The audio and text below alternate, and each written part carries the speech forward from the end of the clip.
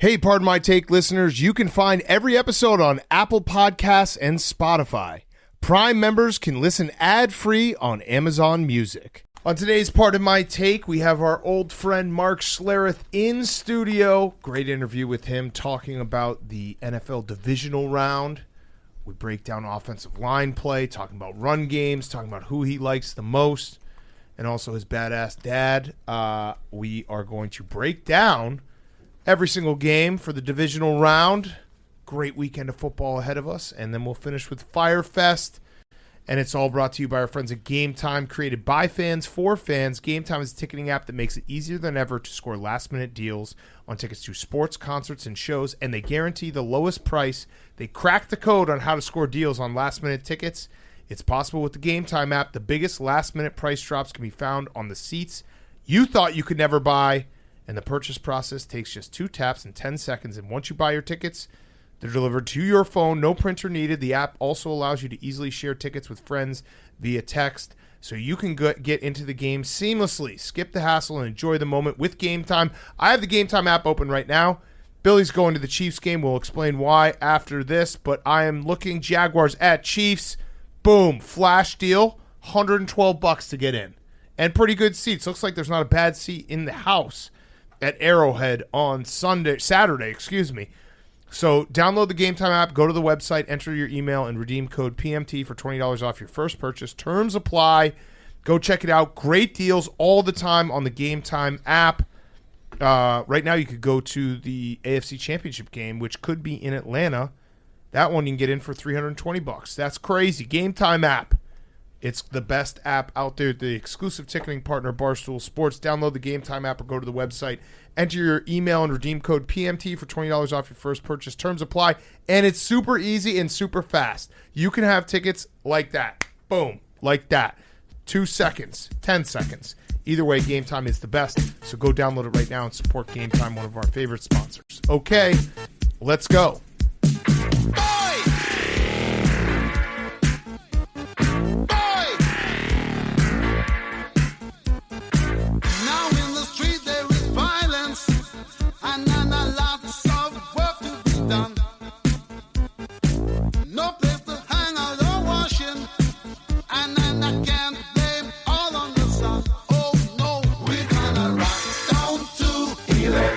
Avenue, and then we'll take it higher. Oh, we're gonna rock down to It's Pardon My Take, presented by Barstool Sports. Welcome to Pardon My Take. Today is Friday, January 20th, and we have the NFL Divisional Round, which in my estimation is the best weekend in the NFL schedule. I'd say it's close. It's a toss-up between this and Pro Bowl weekend, the pageantry, the flag football game, which is actually a flag football game this year. Yeah, Eli versus Peyton. Yeah, it's going to be incredible to watch. But no, I'd say this and wild card, super wild card. But weekend, super divisional round weekend's also pretty great.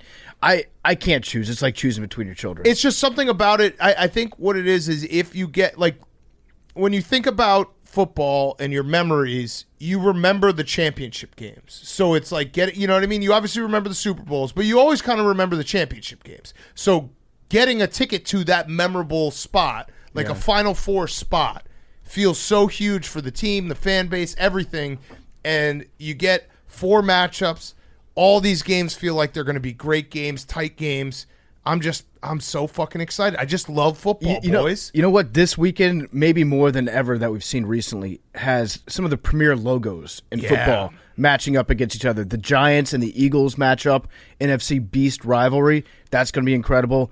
The Cowboys and the 49ers. Too iconic. And maybe it's like a little bit of nostalgia for us. Oh, it's definitely. Because thinking back to my childhood, besides Super Bowls, I'd say NFC Championship games are maybe the ones that I remember the most. Right, that's what I'm saying. These two teams. Yeah. Bills, Bengals, feels like late 80s, early 90s. Yep. The Jaguars being the Jaguars. I'm in on the Jaguars just being the team, like we've talked about endlessly. You know, they just pop up and they spoil the party every few years. And it's like, Maybe it's this year. I don't know. I'm going to be jagging off on Saturday. I'm going to probably be jagging off as well. So, all right. So some business we got to get to, and then we're going to get to every single game. Billy's going to the game. So the bet that never died, Billy's going to the game. It has nothing to do with the bowling bet. Billy's going to the game, and it's a big test for Billy football and his maturity. He just turned 24. He's going to the game. He's going with memes. He's promised 2 pieces of content. Vice. Multiple. Vice football. Is that 2? So that means over more than one. one. Yeah, over one piece one of and a half. content. Yeah. I'm taking the over. Yeah, over 1 piece of content from Billy from this weekend. And the deal is going to be he's going to make a video, a Vice video about Chiefs fans. We're going to put it on the Part of My Take YouTube. And if it gets 100,000 views in the first 5 days that it's posted, he will get fully reimbursed for the trip. Fair? Very fair. Very fair. I think you can do it. I'm very confident, very excited. I'm actually really thankful for the opportunity. Yeah. It's going to be great. There's still a chance that I just decide to go myself on Saturday morning, and that Well, you don't. you're not allowed to hang out with me because I Billy, want to create the content individually. You're not allowed to hang out with me. Oh, wow. I got so many Well, he kinda DMs said from it people first. in I did. Kansas I City. did. He said I never it. even wanted to. He said it first. I'm just saying. Fine. You know what? You're not I don't invited want- to my birthday party anymore, Billy. Seriously? No. Yeah, you're sorry. not coming. You just talked your way out of it. Sorry. I already RSVP'd. I got so many good suggestions on places to drink beer and eat meat in Kansas City. I might just wake up on Saturday so you won't morning be hanging out Well, with no, me. you say should, YOLO. You won't should be. just send those to Billy just so he knows what place to avoid. Stay away from Yeah, the don't following I've, drink places. I've beer at these already. places. Yeah, so we wouldn't even hang out anyway. So yeah, I'm pumped to see what you come out of this with. I want to know more about the Kansas City Chiefs superfans because it seems like Breaking Bad as a fan base. Seems like everybody's doing meth, committing crimes. I want to know more about them as people, and I want to see Billy get in and get out of a place without getting drunk. I have a Charlie Day pin board of the different Kansas City super fans. How'd that work out for him? Not good. You're like I'm Claire just saying, Danes. and- verbal You know meme. the episode where he lost his mind and they're like, there is no Pepe Sylvia? You have that. But verbal mean me, Charlie Day, pinboard wall, different Kansas City superfan Instagram accounts. Charlie Day is one of Billy's heroes that he looks Idols. up Muses. to. Yeah. Have you ever seen Homeland with Claire Danes? Because that's similar to what she does. She goes psycho. Hall of Fame crier. Crier, deep breather. She has a septum problem just like She you. is. Oh. This is Bromeland. It's Yeah. with Billy football. Yeah. So I'm excited, Billy. Let's see. Over under amount of beers you drink on Saturday. Well, it depends on if there's a, You can't No. even answer that correctly. no. It depends on certain challenges Okay. that yeah. arise. You could have Great. just said over under half a beer, smash the under, and I wouldn't have known. Or it's like Billy's essentially saying, I'm probably going to get asked to drink a beer at some point by somebody, and it'd be rude of me not to drink that Yeah, it'd be like beer. going to someone's home and not taking off your Well, shoes. let's say you're trying to infiltrate a group of super fans. You got to act like them. You got to hit like the pipe. Like, yeah. All right, so they if you say- drink 5 beers, you have to also rob a bank. yes, Okay, and, that's fair. Yeah, and smoke meth. yes. And make meth. And get into Well, a fight We got to. and an orgy. A lot of things you got to do on one Saturday. I'm doing CIA rules. When are you flying there? Friday, so there's stuff planned for Friday. Okay, as good. Because well. I was gonna say I was worried that maybe you'd like land at like noon on Saturday and be like, all right, let's go do it. It's like everyone's ready to go into the game. I heard Memes planning with him. Memes is keeping Billy on a pretty short leash this weekend. Memes so is that's, first That's good. first No. NFL game. Yeah. It's going to be a tour de force. A tour de force. Billy, you need to work on under promising and over delivering. I know. It is a weakness. Yeah, I'm sorry. It's gonna be chill. It's going to be chill. Yeah, And it's gonna be chill. Jackson Mahomes, if you're listening, try to get a TikTok with TikTok. Billy. Yeah. We need you to find Jackson Oh, Mahomes. actually, I'll throw that in there. You don't even have to get 100,000 views if you get a actual TikTok with Jackson Mahomes. I was thinking about that. That's your golden ticket. Okay. So if all else fails, you got to find Jackson Mahomes and do I want like a wiggle dick TikTok. It's like gotta really be- dancing. He hasn't done a TikTok in a very long time. So You that gotta would bring be him even back. more. Yeah, You gotta do a coordinated dance with him. you're like Okay. the guy who found Bobby Fischer. Exactly. I don't know. I watched that movie. I don't know if that's actually. Oh, you're the guy who got who's the guy who made the workout videos who's stuck in his house. Oh, Richard Richard Sherman. Dreyfus. No, I was gonna say Pryor. Come on, guys. I got COVID brain. Richard. What- Gear. It's something G. No, Richard. What do you do? Richard Gere? No, Richard. Richard Simmons. Simmons. Yeah. Simmons. Yeah, there we go. Yeah, we're really smart. Also, if he's- you have yeah, any if you got him leads- out of your house, Yeah. out of his house. If you have any leads, DMs are open. That was hey, can people do my work for me? No, but like, there's You're an you gotta investigative accept- journalist. Yeah, but you need anything is great. Okay, You need and as no, much as and you can. and let me just say right now, stop right now. What you're thinking? Do not send him fake leads that will, get this whole investigation confused. So don't send him places that aren't real, and don't tell him to go places. Don't do that. Oh, man. Don't you dare do that, people. Don't do that. So this is Please. just a small sample of some of the DMs I've gotten for stuff to do in Kansas City. Check this out. You should stop by. I've got a nice apartment you can crash in. Nice. We have plenty of Coors Light and complimentary pot. Oh, So don't go to this guy's that apartment. sounds like you have to pay for the beer. That's true. Plenty of Coors Light. They would have said but the pot- complimentary beer. And I bet it's really bad weed. Don't smoke weed. So. Yeah, you got to pay for everything else except the weed. Okay, that's one order of business. Sweet. So good luck, Billy. I'm excited to see what comes of this. 2 videos, I promise. Okay, Two over YouTube- one. Just say Yep. over one. Over one video. Because what if you make 3? 0.5. 1.5. Now I'm under promising. Oh, over So you're going going to come back with at least a video. a Yes. video. All right. A single video. And then the other one is we're doing the Ray Allen bet. So this is winner gets to tweet the Ray Allen tweet and then not discuss it for 24 hours. Hank, Max, myself, PFT, and Billy are all in. It's going to be very simple. It's elimination. Everyone gets one pick this weekend. Whoever wins gets to go to the next one. And then we'll finish it with if we get to the Super Bowl, there's multiple people. We'll do props and stuff, whatever it is. But everyone has one pick that they love Yeah. for the weekend that we'll get to as we go through the games. You can shout out your one pick. And no cheating on this. So I'm mentally going to make my pick. I've already made my pick. I've got my pick locked into my brain now. Okay. Now. I've had my pick locked Wait. into my brain since Monday, and it might or Tuesday, and it might be a game of the year. Now. Okay. I've been switching between 2 picks back and forth, Nice. Like the Ray Allen. but I might be there soon. Nice. That's nice, nice. And winner gets to tweet it. It's going to be fun. All right, let's get into the games. I have my pick too. I didn't know. Okay. All right. Yeah. Good. We'll get to your game at the end. We'll do It's the last in chronological chronological order. Yeah, Hank. we Have know you what looked your at the pick schedule is. of the weekend? We know your pick. No, you don't. Oh, okay. I actually do. There's one or two that could be. Really quickly, thank you to everyone who retweeted the video to get to 2,500 retweets for 15 seconds. We did do it by the end. Yeah. There was a lot of evidence. We actually probably hit it a couple times. So thanks everyone who did it. We did it. We did it, Joe. Yeah, my favorite part of Billy's video was the very first word of the video was a lie. Literally the very first word. What? It started out, it's like nice dramatic music, camera panning in, and Billy goes, centuries ago, football was invented. Football was invented centuries ago. I guess No, two. century. Well, no, it's more Two. than 100, right? More. It's 100. It's over 100 years. Centuries means 200 years. Yeah, I guess that would be. Well, yeah. It's in the 2nd century. There are as many centuries as videos Billy will be making out of this. well, we look, are look, in the the 2nd 19th century of football. 19th century, yeah. 20th century. But you can't say 21st century. But you don't get to say centuries ago if it's not 2. Well, that's 2.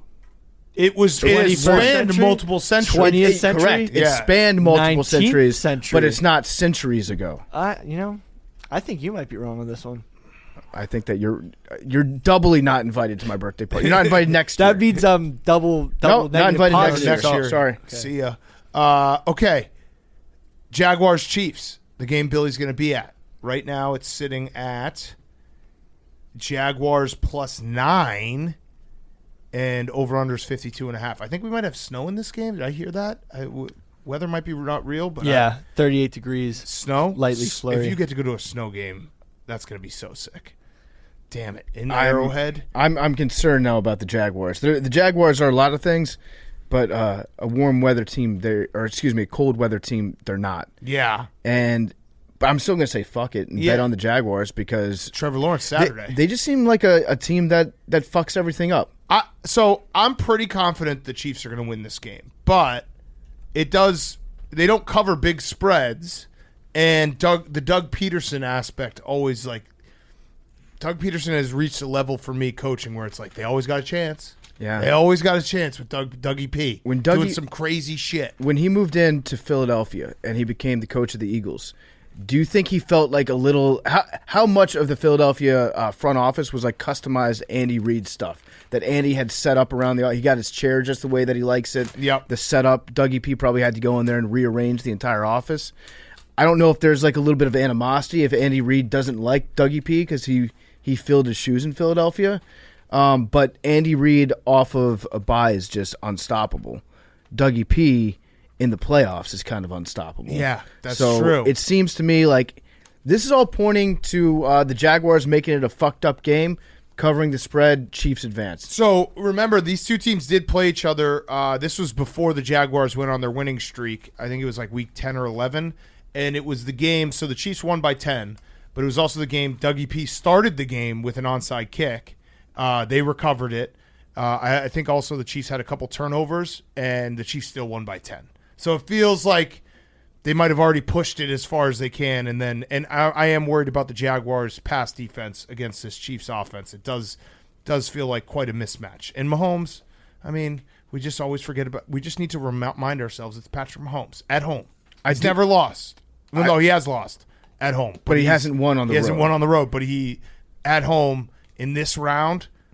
I feel like this would be the 5th straight AFC Championship game the Chiefs are going to if they win this game. Which is insane. I think they're going to win, and the Chiefs are very, very good. I just don't want to discount the Jaguars yet because they're liable to do some fuck shit in this game. Yeah, no, I agree. And they will empty the tank. Yeah. There will not be a trick play that goes unused in this game from Doug Peterson. Yes. So anyone have a pick on this game?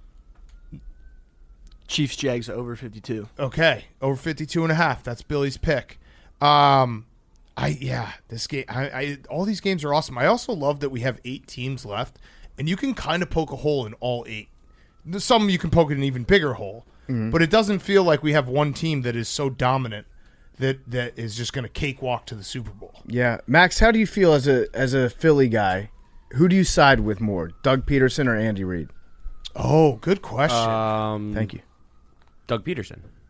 Oh, you said it like it was obvious. I mean, Andy Reid was a great coach. I know Andy Reid is an all-time Eagles legend, but Andy Reid kind of set the bar. I love Andy Reid. Don't get me wrong. Sounds like you don't. Sounds like you really don't. Put the camera on yourself, Max. The camera is on myself. Okay.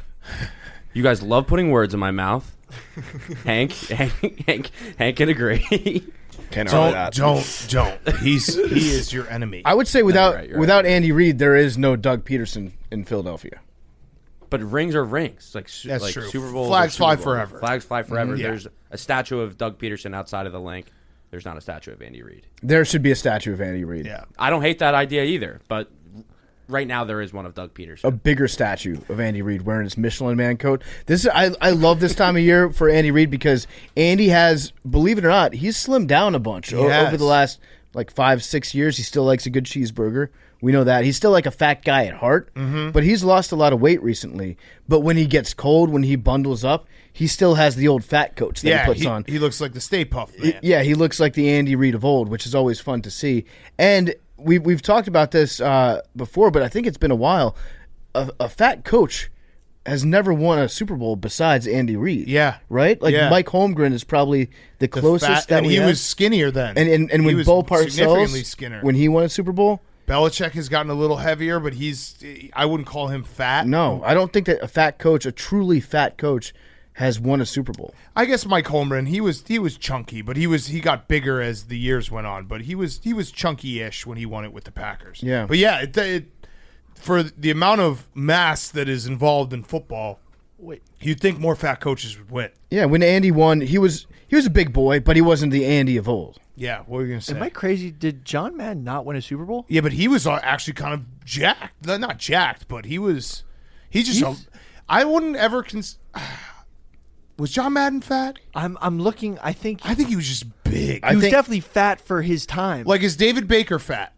No, I think he's just big. He fills out his frame. John Madden was overweight when he won the Super Bowl, but I would not call him fat. Also, that was back when overweight was a sign of power. Look at this, Billy. Here's a It picture. should be today, but it doesn't. Here's a picture of exist. John Madden on the sidelines. All the Instagram influencers, skinny's in. No. Being fat means that you're well fed, means you're rich, means you have power. Did you see that one dude's post a couple That's how weeks it ago should about be. how small penises are actually the most beautiful thing in the world? Yeah, they're cute. And back in the old days, back in the classic days of yore, Yeah, he's not that fat. in He's that not picture. that fat. He's just a But- big guy. But his pants are high waisted, so you can't see. Okay, so a couple fat coaches have won the Super Bowl. it's rare. It is rare. Okay, so that game we have. Billy has one pick on that game. Next game up, it is Saturday night. It's going to be a war. Giants plus 7.5 in Philadelphia. Over under is 48. I've done some prying, Max. I've heard some reports that Jalen Hurts is looking good, feeling better. So that's good. I did your job for you.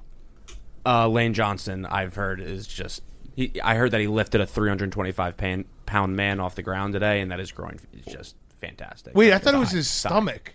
No, it's thigh, It's his thigh? leg, thigh, groin. It's. Stomach.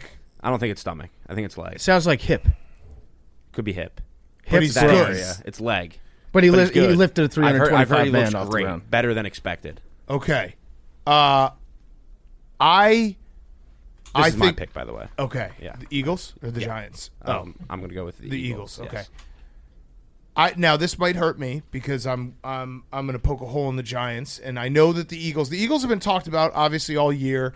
Didn't play anyone. You know, they're frauds. There's been some conversation about that. I do not think they're frauds, but the Giants. I just want to list their wins just so that like we can remember this for a second. They beat the Titans, a bad Titans team, week 1. They beat the Panthers, a really bad Panthers team, week 2. That was when the Panthers were like spiraling. That was Matt Rule Panthers. They beat the Bears, the worst team in the league. They beat the Packers, which at the time the Packers were still considered Super Bowl, so I'll give them that. Ravens, remember that Ravens game where the Ravens were winning all game and then the Giants were able to come back? The Giants had that knack. They're a very good football team in terms of keeping it close.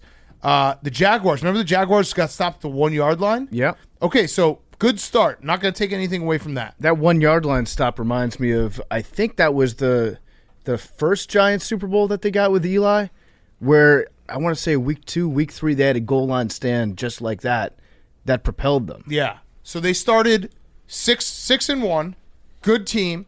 Since then, since they were 6-1, their wins have been against the Texans, the Commanders, and the Colts. Okay. One of these 3 is not like the others. Yeah, they also tied the Commanders. Yeah. In the Commanders game, the Commanders got screwed. We did. So, again, I think the Giants are good. I also think that the Vikings weren't good, and they played a perfect game. And I think the Giants have some issues stopping the run that will be exposed by the Eagles. And we work with a lot of Giants fans. I think if you're a Giants fan in your DNA, with the way that those 2 Eli Super Bowls worked out, they have like the confidence of anything can happen, which I don't blame them because anything did happen those years. I think that most Giants fans right now are happy to be here. Right. They've reached the point in the season where they win a playoff game. That's huge for them. Nobody expected that. Now, at this point, they're like, you have to get yourself amped up for this weekend by dropping the anything can happen line. But you know that you've got a flawed team. Right. You know that you're not a great team just yet. And you know Brian that- Dable's a great coach. Oh, yeah. You know that maybe in the future you're going to be able to put something together where you will have expectations next year.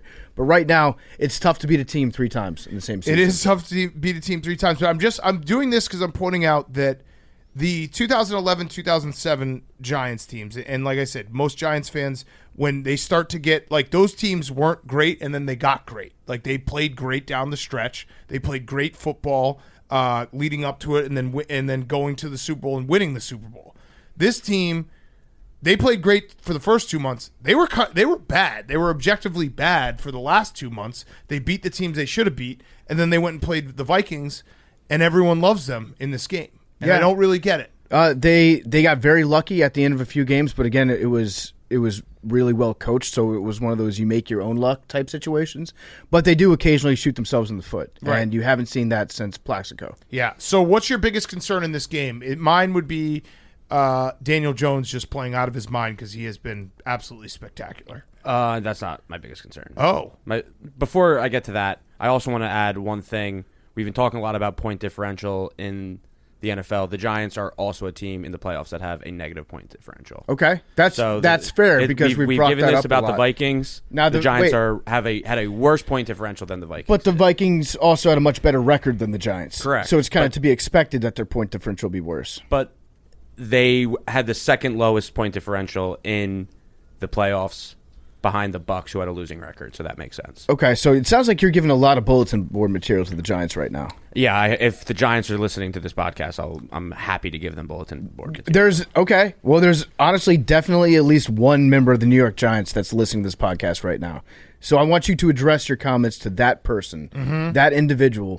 What are the Eagles going to do to him on Saturday? Listen, the Giants are a cute team.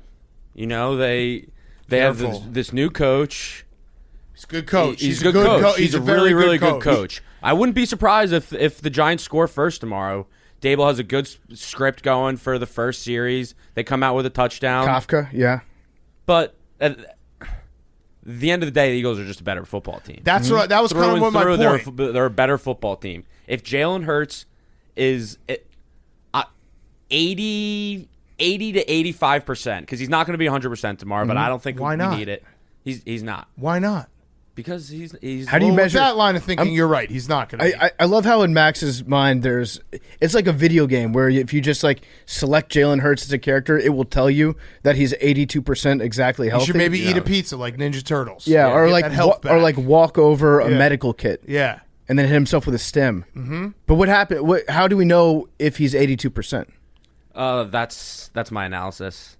I've seen some throws of practice this week. I'm giving 85%. So they weren't good? No. It was 100% is like the best in the NFL. So 85%. I don't even think it's throwing. I think it's you'll know how injured Jalen Hurts is by the first 15 plays, how many times he runs. That's really what it will come. Like if he's running, if they're running the real offense where there's designed runs, he's moving in the pocket, he's not afraid to tuck it and go. He's 100%. If it's we're using the running backs, we're not using Jalen Hurts. There's an element of the offense that doesn't look the same as it did when they won 13 games or 14 games. Then I'll be a little concerned. That's the only thing I'm scared of this entire game. Okay. Are you a little bit worried that they beat you by losing 16-22 in Week 18? Mm-hmm. That was a statement lost by them. That was. Nah. See, 22-16. 22-16. People are going to hop on. No, but but Jake, I said won that the 16-22. Giants beat them 16-22 because they lost. That's fair. Wow, people are going to jump all over you, Jake. they are going to jump on I don't know, ball. I just I understand where Giants fans are coming from, because if you win a Super Bowl against the Patriots, you beat Tom Brady twice, and you did it with a 10-6 team and a 9-7 team, that would put in your brain that anything is like just get in the dance and magic can happen. So I get that. I just look at the Giants in the last 2 months, and they played incredible against the Vikings. But other than that, like they were kind of sputtering down the stretch. I guess it doesn't really matter. I don't know. I'm talking about. I think the Eagles are going to kill them. Yeah, I think it's going to be a whomping. That's that, and I think that people are going to talk themselves in the Giants. I think Giants are going to get bet, and I think the Eagles are going to kill them. This strikes me as a big time raucous environment in Philly. The link's going to be popping. Should we throw anything at them? Xfinity Live There's is going going to be a lot of fan off. fights, I feel like. Should we throw shit at them, Max? No. Tell Eagles fans. So do not throw anything. Do not. What if there's a bad call? That's the refs are. I mean, that's different. So you are condoning throwing stuff at the refs? No, not throwing, but you know. What about celebration? What after you win? If you win by 14 points, and you got a hoagie in your hand. Well, that's just feeding the fans. And feeding the birds on the field. Yeah. Are we going to have a Philly fan run onto the field and scatter their parents' ashes out of the coffee can this game? No, class. It's going to be pure class. Okay. We have a whole. I'm getting ahead of myself. Okay, so you have the Eagles. Hank, do you have a bet on this game? I do. Oh, Not. oh, nice. What do you think about this game, Hank? I mean, it's really just the battle of like the two teams I kind of hate the most, so I don't really care. I think the Giants can win though. I like the Will Giants they be in the Hungry Dog? and the Jaguars in the Hungry Dog. Whoa. Yeah. I do. All right, so I like Dable, Patriot, Belichick, the ball. DeBall. He's likable. He's of all Very of all likable the guy. scum in this game. That's the only thing I can really look at and be like, I like that guy. So No, Dable is like he has quickly become, and obviously we've had him on before. Great dude. He's quickly though become with his look, the goatee, the sweatshirt. He's become one of my like top 5 favorite coaches just to watch move on the sideline. He's got great vibes. Yeah. I Top do, 5 coaches you like to watch move on the sidelines. Okay, I like Pete Carroll. Pete Carroll's gotta be when on it's there. wet outside. Pete Carroll. especially. I like watching. Mike McCarthy move on the sideline. Yeah, I do, but in a different way. Waddle around. In like a funny type Yeah. of way. I like. I think the ball's in there. Yeah. DeBall's in there. Vrabes. Vrabes is a low key one where it's like his anger it's seething out of him. It's like a pot boiling the Yeah. whole game. I'd agree with you there. Who gets our last spot? Dan Campbell. Dan Campbell. Oh, That's good a good call, one. Jake. Yep, Yep. Dan Campbell. Yeah, top 5 coaches you like to watch move on the sideline. Top 3 you don't like to watch move. Todd Bowles number 1. Cliff. Cliff. Yep, Cliff's up there. Lovey. He's not coaching anymore, but Yeah, he's very boring. He's on the sideline. He doesn't do anything. Gives big time Dungy vibes Yeah. on the sideline. I also would honorable mention top 5 coaches I'd like to watch move on the sideline. Matt LaFleur, just to see like his brain trying to calculate how many field goals his team needs. Yeah, that's always that's fun. good. Loki McVay does a lot of really good covering of his mouth with the play card. He's always pacing back and forth. Yeah, he's got a lot of jumping around. energy. So as much shit as we give him, I kind of like watching him. And on the Tomlin sidelines. too. Tomlin usually when he's pointing to the camera, he's got like Yeah, Tomlin's pumping good. people up. Especially when his clone is sitting right behind him. Yeah. That's always good. Yeah. Okay, that was fun. Quick off the top of the head. All right. Before we get to, are we good with Eagles Giants? Everyone good? Everyone got their thoughts out? I mean, Andy. Andy. Andy Well, no, Reid. did we say? Oh, we didn't say Andy. No, Yeah, Andy's gotta Andy be on that waddling. list, yeah. Any fat guy just counts. All right. Before we get to the other 2 games, Chevy. The playoffs are upon us, but one team has already won it all. The team is Chevy and its star player, the Silverado, a truck with unstoppable grit and determination. According to the J.D. Power, Chevy trucks have earned more new vehicle quality awards than any other brand. That's some serious hardware. So head over to Chevy.com to learn more. Silverado is strong and dependable as the people who drive them. For J.D. Power 2022 U.S. Award information, visit jdpower.com/awards. We love the Chevy Silverado. Billy, I'm adding another thing to your list of things you have to do in Kansas City. I want you to just tweet a picture of every Silverado you see. Okay. It's just as simple as that. No license plates. Okay. Just see a Silverado, tweet it. Make a thread. Okay. Just badass trucks in Hell the yeah. Kansas City parking Hell lot. yeah. That's for our wonderful sponsor, Chevy Silverado. The Chevy Silverado, it is the best truck out there. It's won all the awards. So head over to Chevy.com to learn more today. Time to get yourself in a truck with unstoppable grit and determination. That would be the Chevy Silverado. And follow Billy for the Silverado thread from Kansas City. I bet you there's a lot. And they probably got some great bonus points for any of them that have great tailgates. When they have it open and it's just like rocking, that would be awesome. Okay. Sunday. God damn it, do these games rule. Bills-Bengals. I'm not going to say that the Bengals already won 7-3 because that will trigger Bengals fans, and I do have a future on the Bengals. Well, you're right, because I would say that they won 14-3. Because did you see how they were moving the ball? Yeah, they were on driving. that drive? They were driving, you're right. They were not going to be stopped. They were driving. The Bengals outscored the Bills so far this year by 11 points. There's a negative point differential there, Max. That's a So fact. we need to call that out for the Bills as well. The Bills are wearing their blueberry uniforms.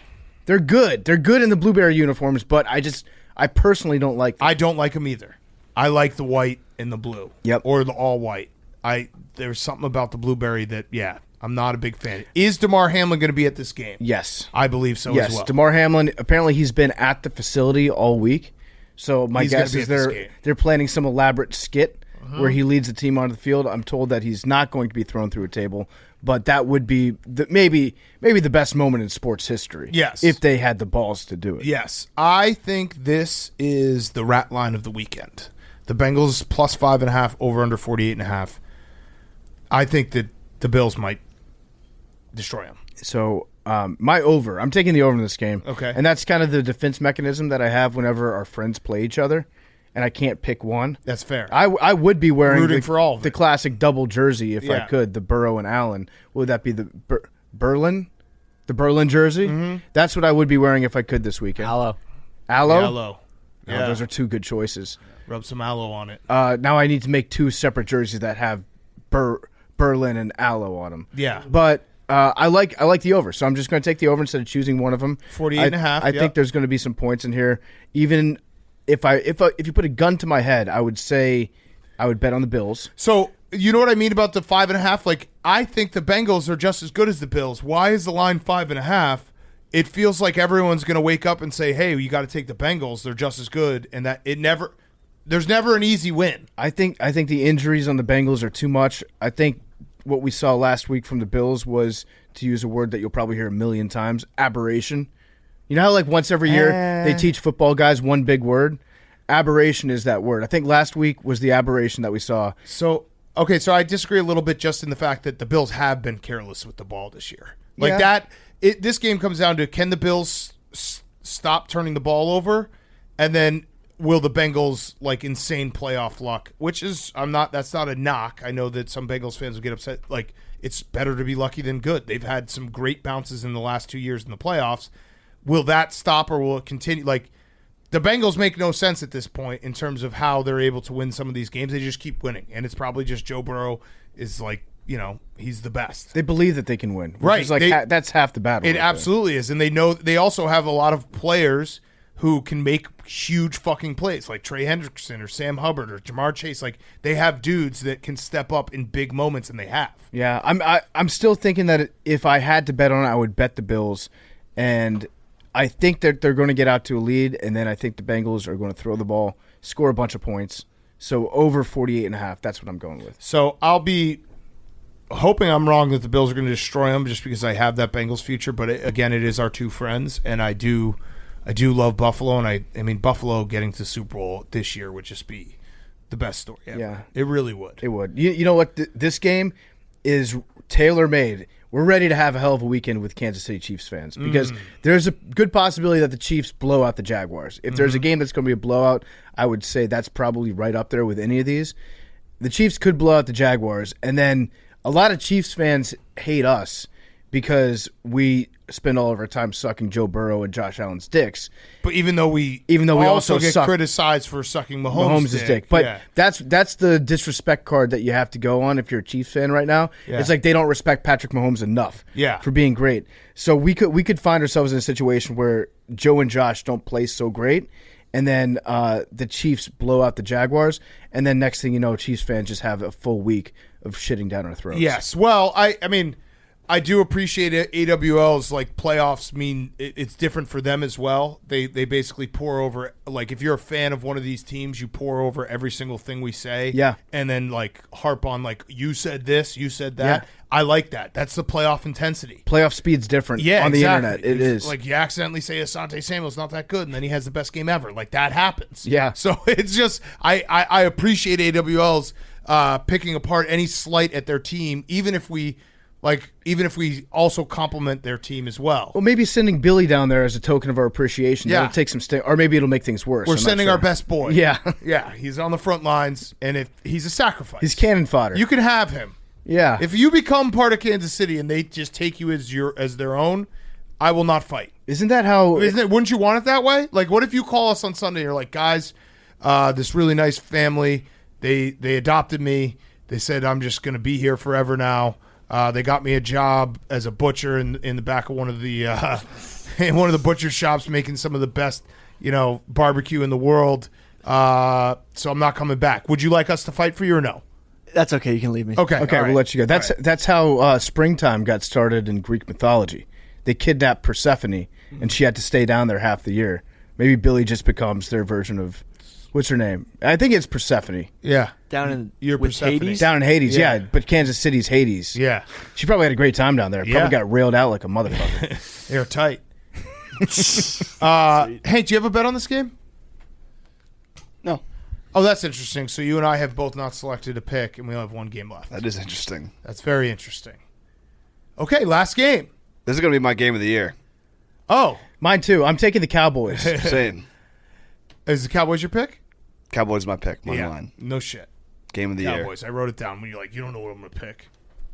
Damn. No shit. Yeah. This is going to be a fun weekend, I think, for part of my take, because Hank has fully embraced his inner Skip Bayless. Do you have your starter pack? I want you in full Cowboys gear. Yeah, I have a Dak jersey on the way. I bought some Jordans yesterday. Oh my God! Tweet. I got what? Skip.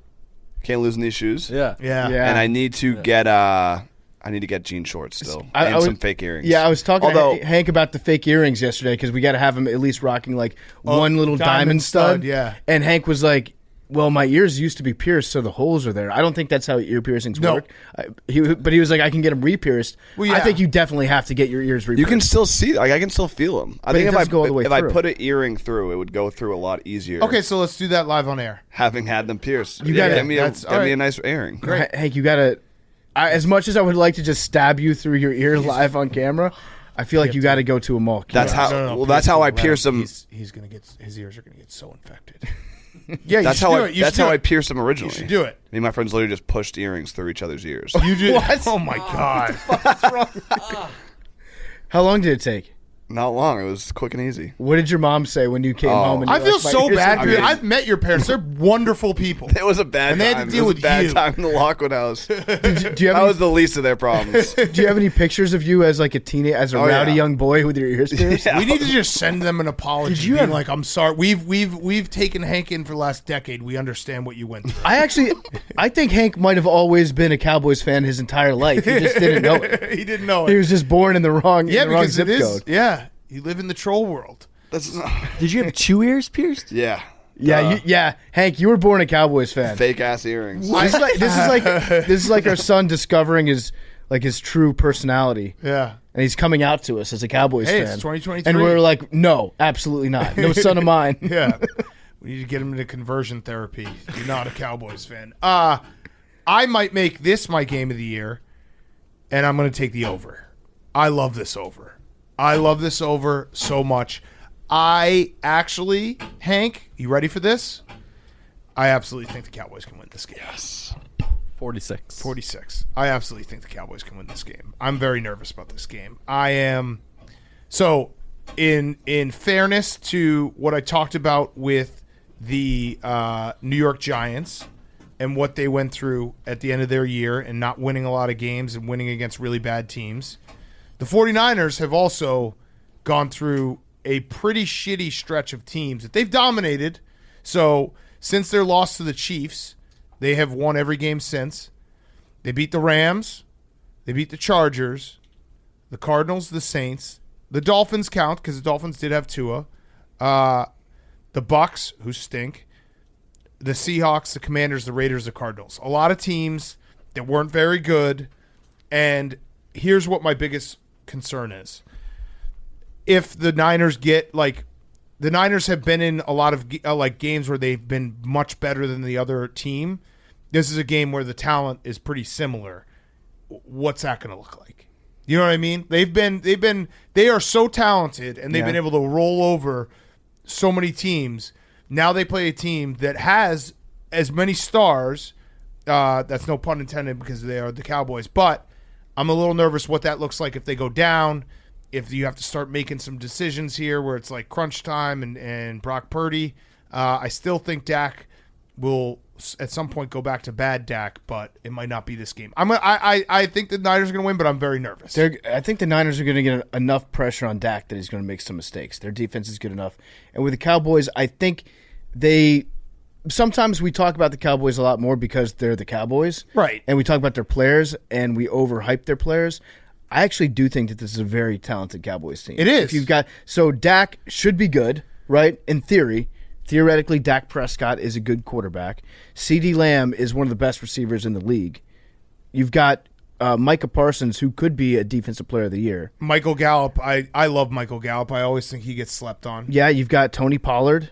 Ezekiel Elliott, who'll be fat next year. This is the last skinny. If you're doing a guy off, I actually think that the Cowboys could compete with just about anybody. And then Dan Quinn, maybe the defensive coordinator of the year. But Mike McCarthy's a big fat idiot.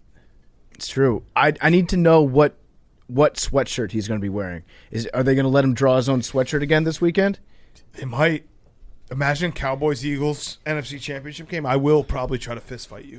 It will get ugly. Is Mike McCarthy going to smash a watermelon before this game?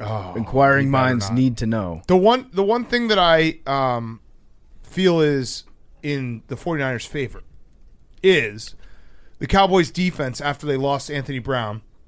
They haven't really been able to fill that second cornerback role, and their pass defense has been not as great. So they kind of fell off a little bit of a cliff at the end of the year. That would be like if Brock Purdy is slinging it, if we're rocking out with our Brock out, I feel confident. But you keep saying he's a rookie quarterback, and it makes me nervous. And He I is also a rookie look at quarterback.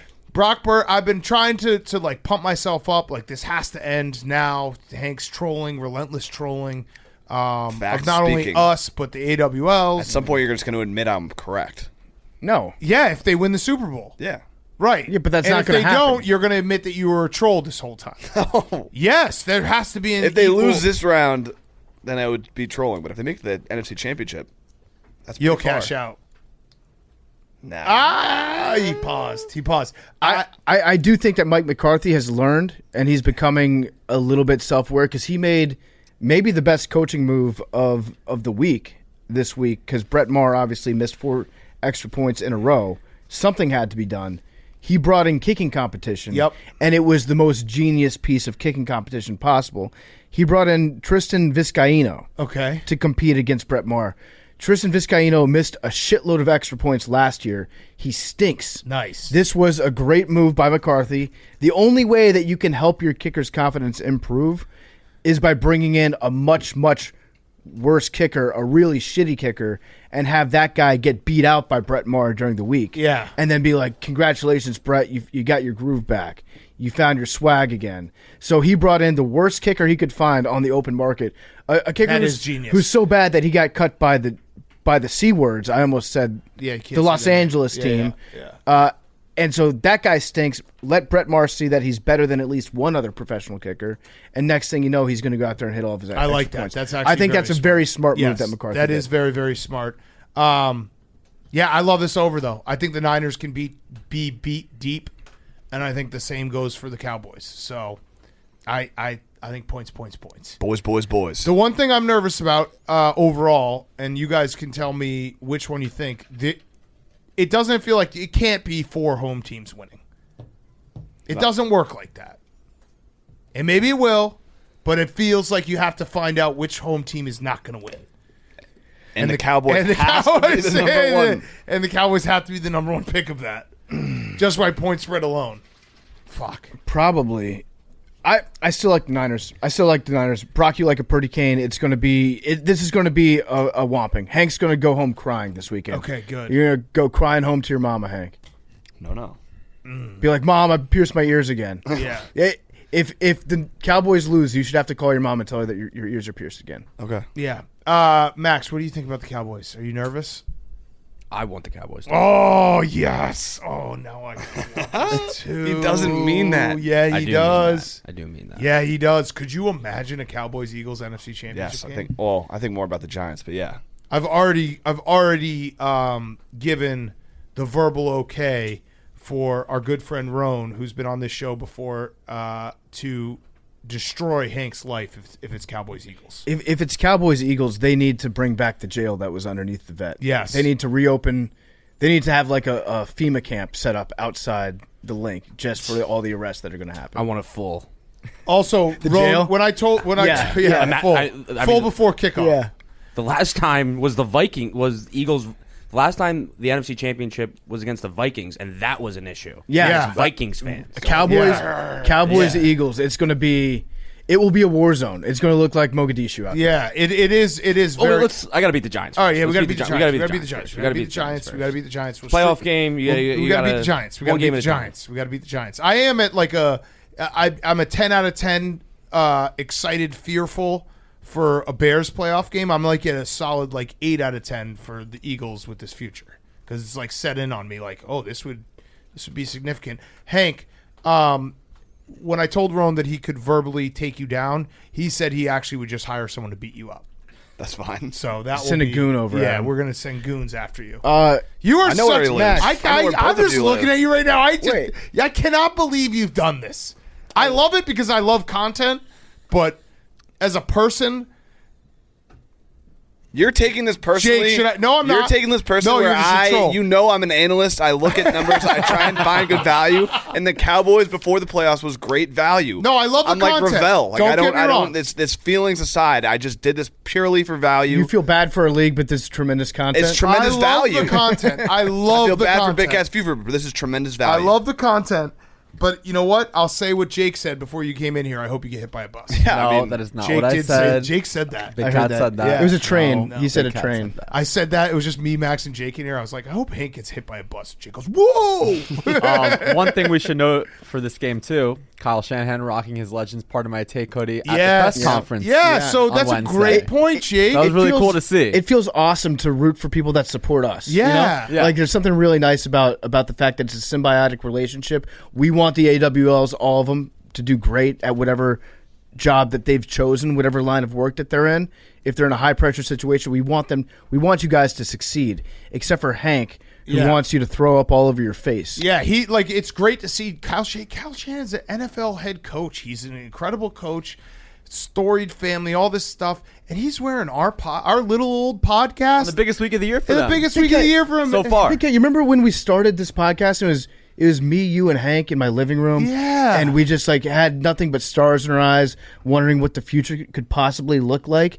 And now we've got the head coach of one of the best teams in football hosting a playoff game. If you had told me back when we were sitting in your kitchen in Austin when we were starting this show Yeah. that someday in the future before the divisional round the head coach of the San Francisco 49ers would be wearing the Part of My Take sweatshirt, I'd be like, yeah, that makes sense. We're really talented. But if you had told me that Hank would be rooting against that guy, I'd be like, well, that makes even more sense. He's a troll fuckface. Yep. So that means if the 49ers beat the Cowboys, then Well, no. Hank. I'll defend Hank here. Hank is obviously, riding with our boy, one of the best interviews we've ever had on this show, Dak Prescott. correct. Yeah. Great. Who, I think his last thing that he said to his publicist as he was hanging up was that went awful. Those guys are weird. I think he said they wanted me to talk about porn stars. You did. I mean, you're horny, Hank. You showed up on the bonk list. That's fine. Yeah. Big time. Don't forget. Don't forget. I know what Hank's doing, and I keep trying to tell myself not to pile on, but it's really fun to pile on Hank. Yeah, it is. It's And awesome. also, I did get a text message. I will not name who. Someone who might be competing in the entire divisional round. You can just decide whatever team that I only shared with PFT, and it was very fun. It was a very funny. It was a very funny text. message. Remember, if you guys told me in 2016 in Austin that you guys were going to be name dropping NFL stars. I didn't name He drop. didn't. Who did I While name- we're He said who did I no. name we're drop? doing Michael Who did I Wilbon name drop segments, I'm like, damn, they Who sold did out. I name Sad. drop? Wait, who did I name What drop? show What is this name did I even name anymore? drop? Tell me what name I name drop. Some player. No, Like, I it's said cool. someone who's involved in the. Congratulations. It could be a fucking towel boy. Player you don't coach. know. I'm not. No, We don't name drop we don't on this name show. drop. It could be anyone. It could be a Right. fucking. It could be But a the ticket yeah, salesman. okay. We don't name drop on this show. I just Well, hope Kyle that our good Shanahan friends for it. like Joe and Josh play really well this weekend. And Dak, And Dak, Yeah. great friend. great friend Dak. Okay, do we do Mount Rushmore? We should do one. Dak. Yeah. Shut up. Dynamic Look, Dak. not a troll. I did try to troll Hank out of that bet last week, but to Hank's credit, Dak did. He had like 30 rushing yards. At least. Incredible. Yeah. Yeah. No, you were right. You were right on that. I'll take Miles Sanders. I'll do Saquon. I'm gonna go Josh. Okay, Josh. So you can bet it in the Barstool Sportsbook. Josh Allen, Christian McCaffrey, Miles Sanders, Saquon, all to go over 50 yards, and we'll be boosted. Love it. What do you want to get spicy with it? What? What if we put in a Boston Scott touchdown too? Oh. He scored a touchdown in Yeah. past What if we did a 8 Mount games, Rushmore I for think, 4 touchdowns? against the Giants? Oh. Oh. 4 guys to score. That's spicy. Oh. Why don't we do both? 4 to score. Why not both? Yeah. Let's do a Mount Rushmore and a 4 to Okay. score All right, so we'll put Josh Allen in as the 4th for rushing. for rushing, And then we'll do 4 to score. Boston Scott. Boston Scott. Dak. Should we do one each game? Are you really? Is your pick really Dak, or are you trolling? I've never trolled on the show in my So life. Dak's going to score a touchdown. I don't think that's All going right, to happen. fine. No. Okay, all right. Kittle, that's fine. Kittle. All right. Kittle. Oh, Okay, all right. Nice. He loves you, Hank. I love him. Yeah. More than you guys. I don't know about that. No, I'm saying I love him more than I love you guys. Oh, Okay, yes. yeah, No, I know definitely. that's Yeah. true. Yeah, that's facts. Kelsey in the Chiefs game. Kelsey makes sense. So Boston Scott, Kelsey. Should we go? Stephon Diggs didn't score last game. Yeah. I feel like that's going to happen. Zeke or Tony Pollard? No, we already have. Oh, we already have Kittle. Let's go. Should we go Diggs or Yeah. or Dawson Knox? Diggs is good. All right, Diggs. All right, so check those out, Barstool Sportsbook. I'm just so fucking excited for football and to shove it down Hank's throat. That's separate. And we're streaming everything, so watch us all weekend. We're going to be streaming it. Max, that stream on Saturday night is going to be war. I'm ready. I'm ready to go to battle. ready for war? Oh, yeah. Okay. Ready to go to battle. Okay. All right, let's get to our wonderful friend, Mark Schlereth, in studio. Great interview with him, and then we'll finish up with Firefest afterwards. PFT, you got a quick ad? Before we get to Stink, he's brought to you by ZipRecruiter. If you're hiring for your company, this is a busy time of year for you because you got new 2023 goals. That means finding the right people to accomplish them. Unfortunately, you also have new hiring challenges for 2023, like finding qualified candidates or adjusting to candidates' work preferences. Thankfully, there's a place that you can go that can help you conquer these challenges and achieve your hiring goals. It's called ZipRecruiter. And right now you can try it for free at ZipRecruiter.com/PMT. ZipRecruiter.com/PMT. ZipRecruiter uses its powerful matching technology to find the right candidates for your job. See a candidate who'd be perfect for your job, and ZipRecruiter will make it easy to send them a personal invite so they're more likely to apply. ZipRecruiter also offers attention-grabbing labels. It speaks to the job flexibility, like remote, training provided, and much, much more. Let ZipRecruiter help you find the best people for all of your roles. Once Billy's gone and he gets kidnapped by the Kansas City general population, we're going to be looking to fill Billy's spot. So let us know, ZipRecruiter. Check it out. If you're hiring on ZipRecruiter, you're going to find that 4 out of 5 employers who post on ZipRecruiter get a quality candidate within the very first day. See for yourself. Go to this exclusive web address to try ZipRecruiter for free. It's ZipRecruiter.com/PMT. ZipRecruiter.com/PMT. ZipRecruiter, the smartest way to hire. And now, here's Mark Schlereth. Okay, we now welcome on one of our old-time, long-time OG recurring guests. It's been way, way too long, and he's here in studio. It is Stink. It is Mark Schlereth. It's actually, I want to apologize on behalf of me and PFT because we were thinking, like, oh, who should we have on for the playoffs? We're like, we haven't had Schlereth on in forever. That's a bad job by us. Yeah. Well, I appreciate that. Yeah. Because you're like one of the founding like members of the history of this podcast. Well, I appreciate that. And it's always fun to be on with you guys. And I watch. You guys are all you can't go on to Twitter and not see you guys. You guys are all over the place, all the social media stuff. Yeah. So I keep tabs on you. Okay. Right, and I've Nice. kept tabs on you forever since I coached you in Little League. So Yeah. you're like a son to me. Yeah. I appreciate Yeah, that. you're welcome. that's It's fact. funny. It's funny you brought that up because I was going to wait to talk about that, but you were my baseball coach and my basketball coach. Mm-hmm. I think you coached me in baseball for 3 years, and it was funny because I was telling this story the other week. You related everything. Your main piece of coaching advice would be like, you can't get complacent. You can never get complacent because you know what happens when you get complacent? That's when the Jacksonville Jaguars come in and they beat you in the first round of the playoffs when you're favored by 20 points, and then you have to deal with that. I remember you giving that pep talk to us like 5 or 6 times because that really stuck with you. Yeah. When the Jaguars kicked your ass. Bad loss. Yes. Is that still something that you think about every now and again? There's no question, and it's the catalytic event in the lifetime of the Denver Broncos when I played for them that led us to back-to-back championships. We would literally be in the huddle in a game going, like 2 years later, going, hey, you don't want to have that feeling again. Yeah. Let's get your shit together. Let's go. Yeah. That was literally talked about. There wasn't a day that passed over the course of the next 2 years where at some point that game didn't come up. Yeah, I mean, you can't lose to a lefty quarterback. No. It's like Mark Brunell, you can't let Mark Brunell beat you. Right, exactly. He cried on TV. The other thing that you can outthink yourself. as a coaching staff and as a football team, like there is something, and I talk to teams about this all the time, having an identity, right? Knowing who you are. It's important to know who you are, what you're good at, what you're not good at.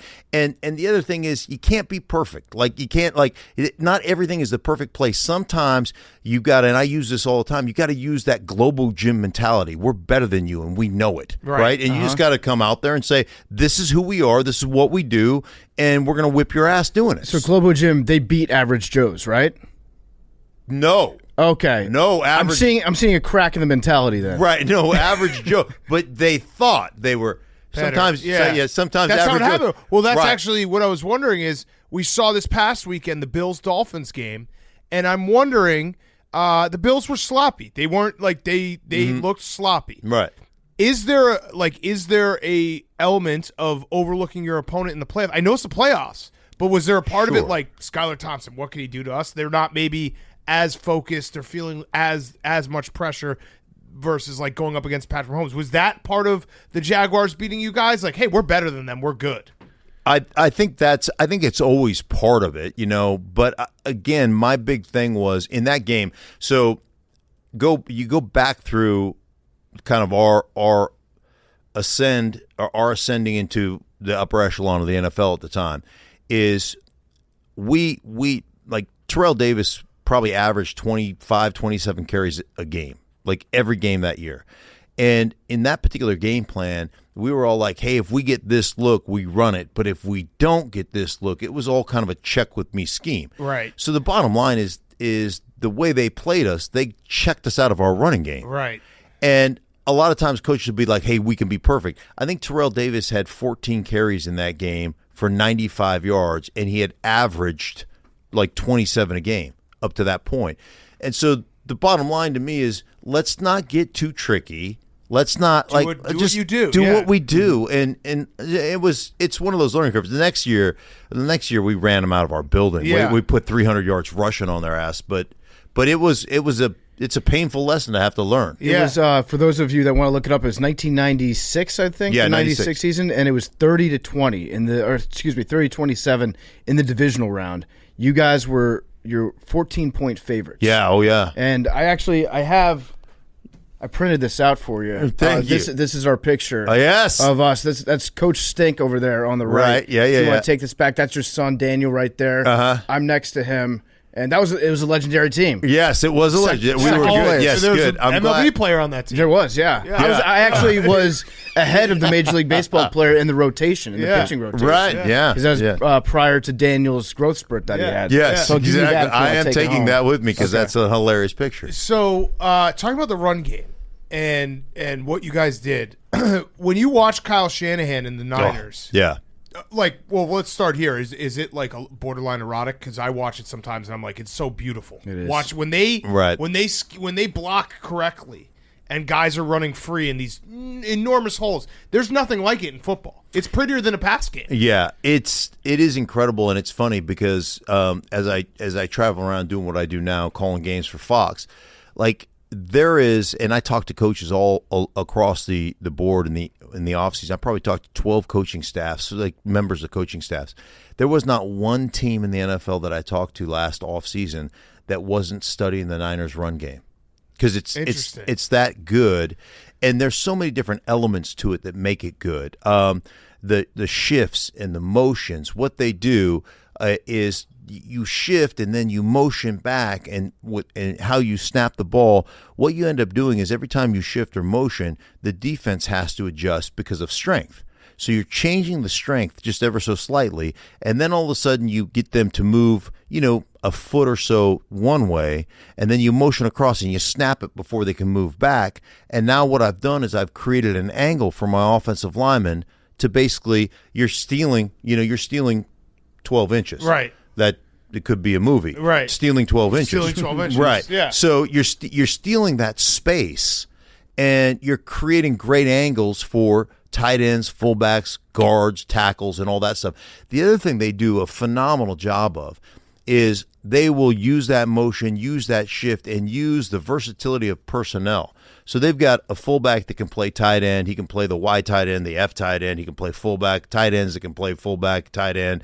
They have. I saw a clip where it was like their 21 personnel. The reason why the Niners are so successful is it was on that specific play. They had Kittle and McCaffrey as tight ends and Debo as their running back. Sure. It's like, what the fuck? Yeah, and then all of a sudden you got McCaffrey running routes and Debo playing running back, and so you've got all this stuff. But the way they do it, and this will be easy to conceptualize. So let's say that we're running 19 handoff, okay? And it's the same play for us 100% of the time. The concept's the same, everything's the same. But all we have to do is change point of attack, who's got who. So one time you run 19 handoff and Trent Williams is single blocked on the defensive end. Mm-hmm. The next time you run it, he's in combination with a tight end up to the next level, right? The next time you run it, now the tight end's on the opposite side, but you motion the fullback, and now you're in combination with the fullback. The next time you motion Debo Samuel down, he cracks a defensive end, and you pull around. So you're running the same exact play. It changes not at all for the offense, except for one or two guys have to change the way their blocking assignment at the point of attack. Yeah. But for the defense, that one play, we can run it we can have 6 different blocking assignments in that one area. And for the defense, it looks like 6 entirely different plays. Yeah. For us, we change one guy's responsibility. We run 19 handoff 6 different ways. It doesn't change. It changes for one guy. The other 10 guys are doing the exact same thing they do on that play every time. But the defense, it's completely confusing, right? Yeah. And so it's how they do it. They do a phenomenal job. They're the best in the business at running the ball, and they just do a great job with it. It is beautiful to watch. It actually it's poetry in motion when that offensive line, that blocking scheme gets cracking. And what they do is they have, you kind of touched on, but they make different players essentially play offensive line. They've got probably 10 guys that could execute these like offensive line blocking schemes. Yeah. It's gorgeous to watch. For my money, Trent Williams is my favorite player to watch in the open field. Mm-hmm. When he gets going down like on a screen and you see the defensive back like see him coming and he's got that oh shit moment where he just like lays him out into the turf. Who's your favorite offensive lineman to watch play? Trent Williams. Yeah. Trent Williams is like, so I'm at practice. I'm at a Niners practice, and Trent Williams, like he's throwing he's throwing corner routes to wide receivers, during practice, and he's throwing 40-yard bombs that are just like unbelievable. So I ended up talking to one of the coaches about just watching him, how much I love watching him. He go, first off, the guy is a freak show. Like athletically, he's an absolute freak show. Like the dude can go down to the basketball court and he's just slamming and and doing crazy things athletically. Like I said, he's just throwing dimes out there. But Kyle was like, he's one dude that practice stops. Like other professional athletes stop what they're doing to watch him practice. And he doesn't he does not give a shit if he misses a block. He's not trying to block you. He's trying to murder you. Yeah. Mm-hmm. Like he's literally trying to murder Take your you. head off. Yeah. Right. And so like there's a lot of guys that are afraid, well, if I miss a block, they may say something bad on me in the broadcast, and so I'm going to sneak off the line of scrimmage and I'm going to position block. He is literally trying to shorten your neck on every play. And I love watching him play because some of the things he does, they're not, it's not humanly possible. Yeah. And yet he does it. And his balance too is just insane. He's an incredible athlete. They had him in motion at one point last year. You remember that? Against Green Bay. They worked him almost as a tight end. Right. He got like a 9-yard head start. Not fair. On a downhill block. Right. Unfair. You brought up him throwing passes. How sick would that be to have an offensive lineman throw a touchdown pass? Oh, it would be great. That would be big for the big men. Yeah, it would be huge because you've seen him catch him occasionally. Yeah. And there's no question he could catch him.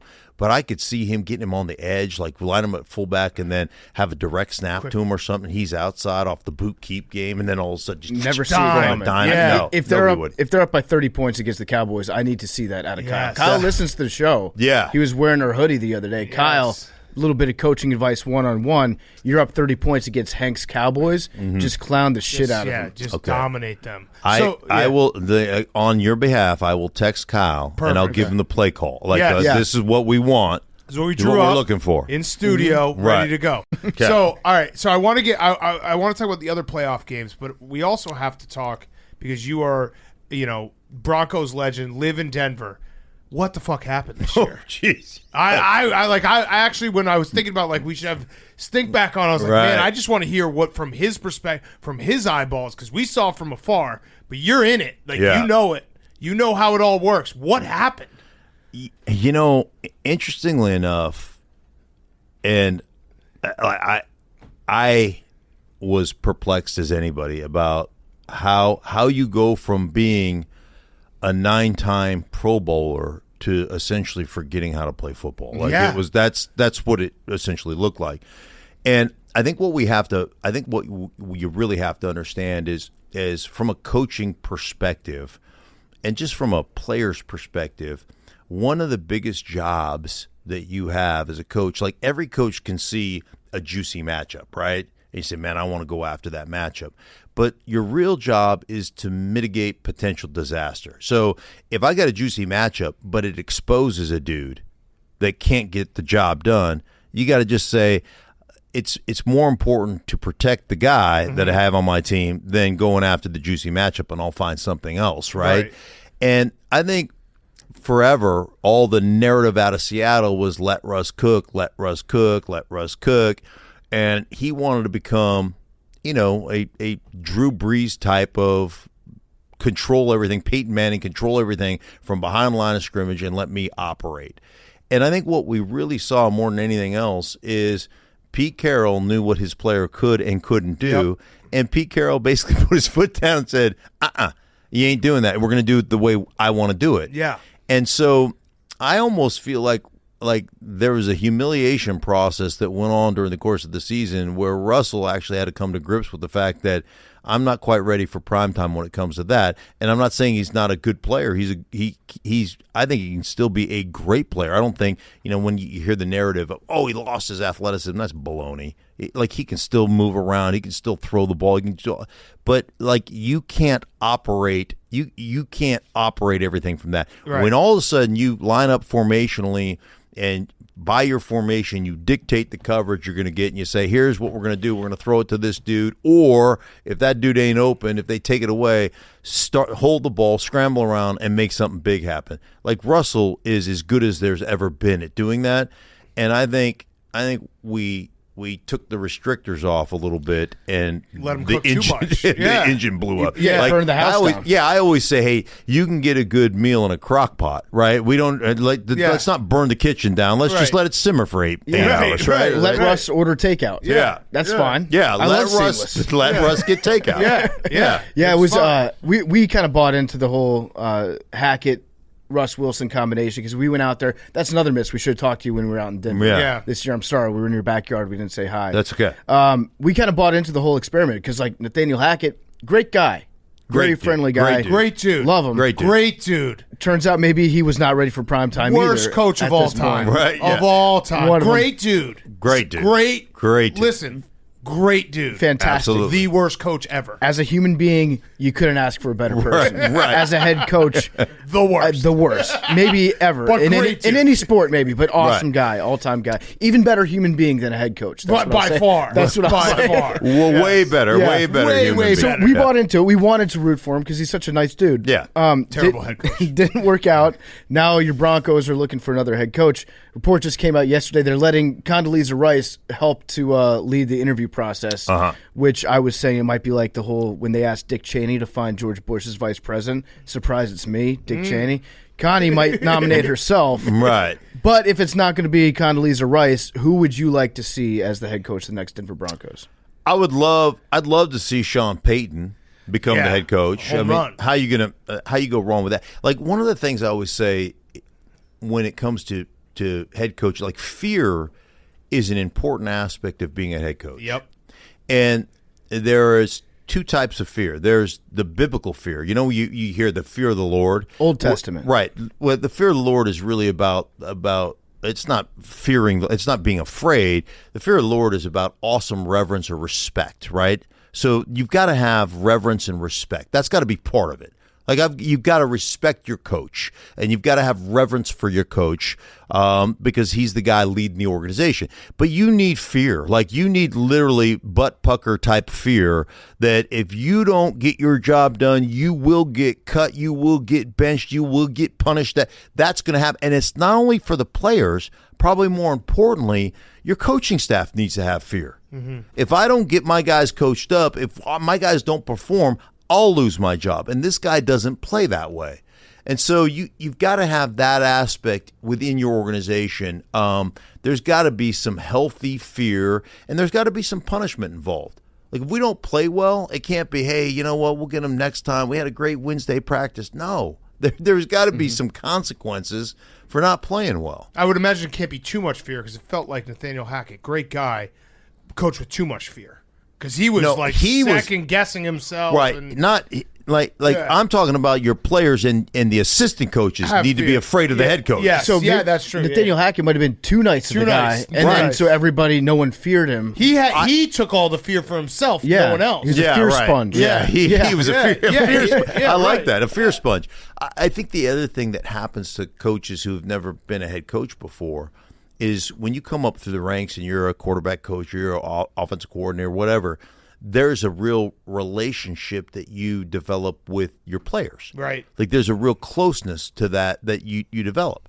And then I think the issue is that when you become a head coach, you basically step away from that to a degree, and now all of a sudden you're coaching the coaches, you're managing the football team, you lose a little of the connectivity to your roster. Mm-hmm.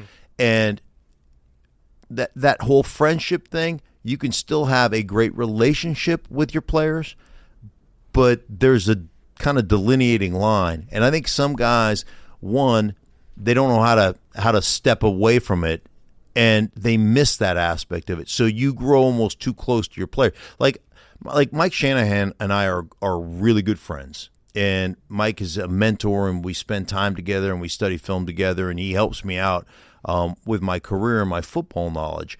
And as a player for Mike, I knew that if I didn't perform, I would get cut. Right. And I could see Mike cutting me, and right after he cut me, I could see him going, hey, man, I'm going to have pizza at the house tonight. You want to swing by? Like, oh, yeah, I just cut your ass, and you no longer play for me, but come have a slice of pizza, man. It'll be great. It's not personal. It's business. Yeah, it's just the way he is. And so I think sometimes it's hard for coaches who have always grown up as that coordinator or as that quarterback coach to be able to create that delineating line between them and players. That makes sense. That it actually does. And knowing what we know about Coach Hackett, that seems like it would be a problem for him. Like he wants to be friends with everybody.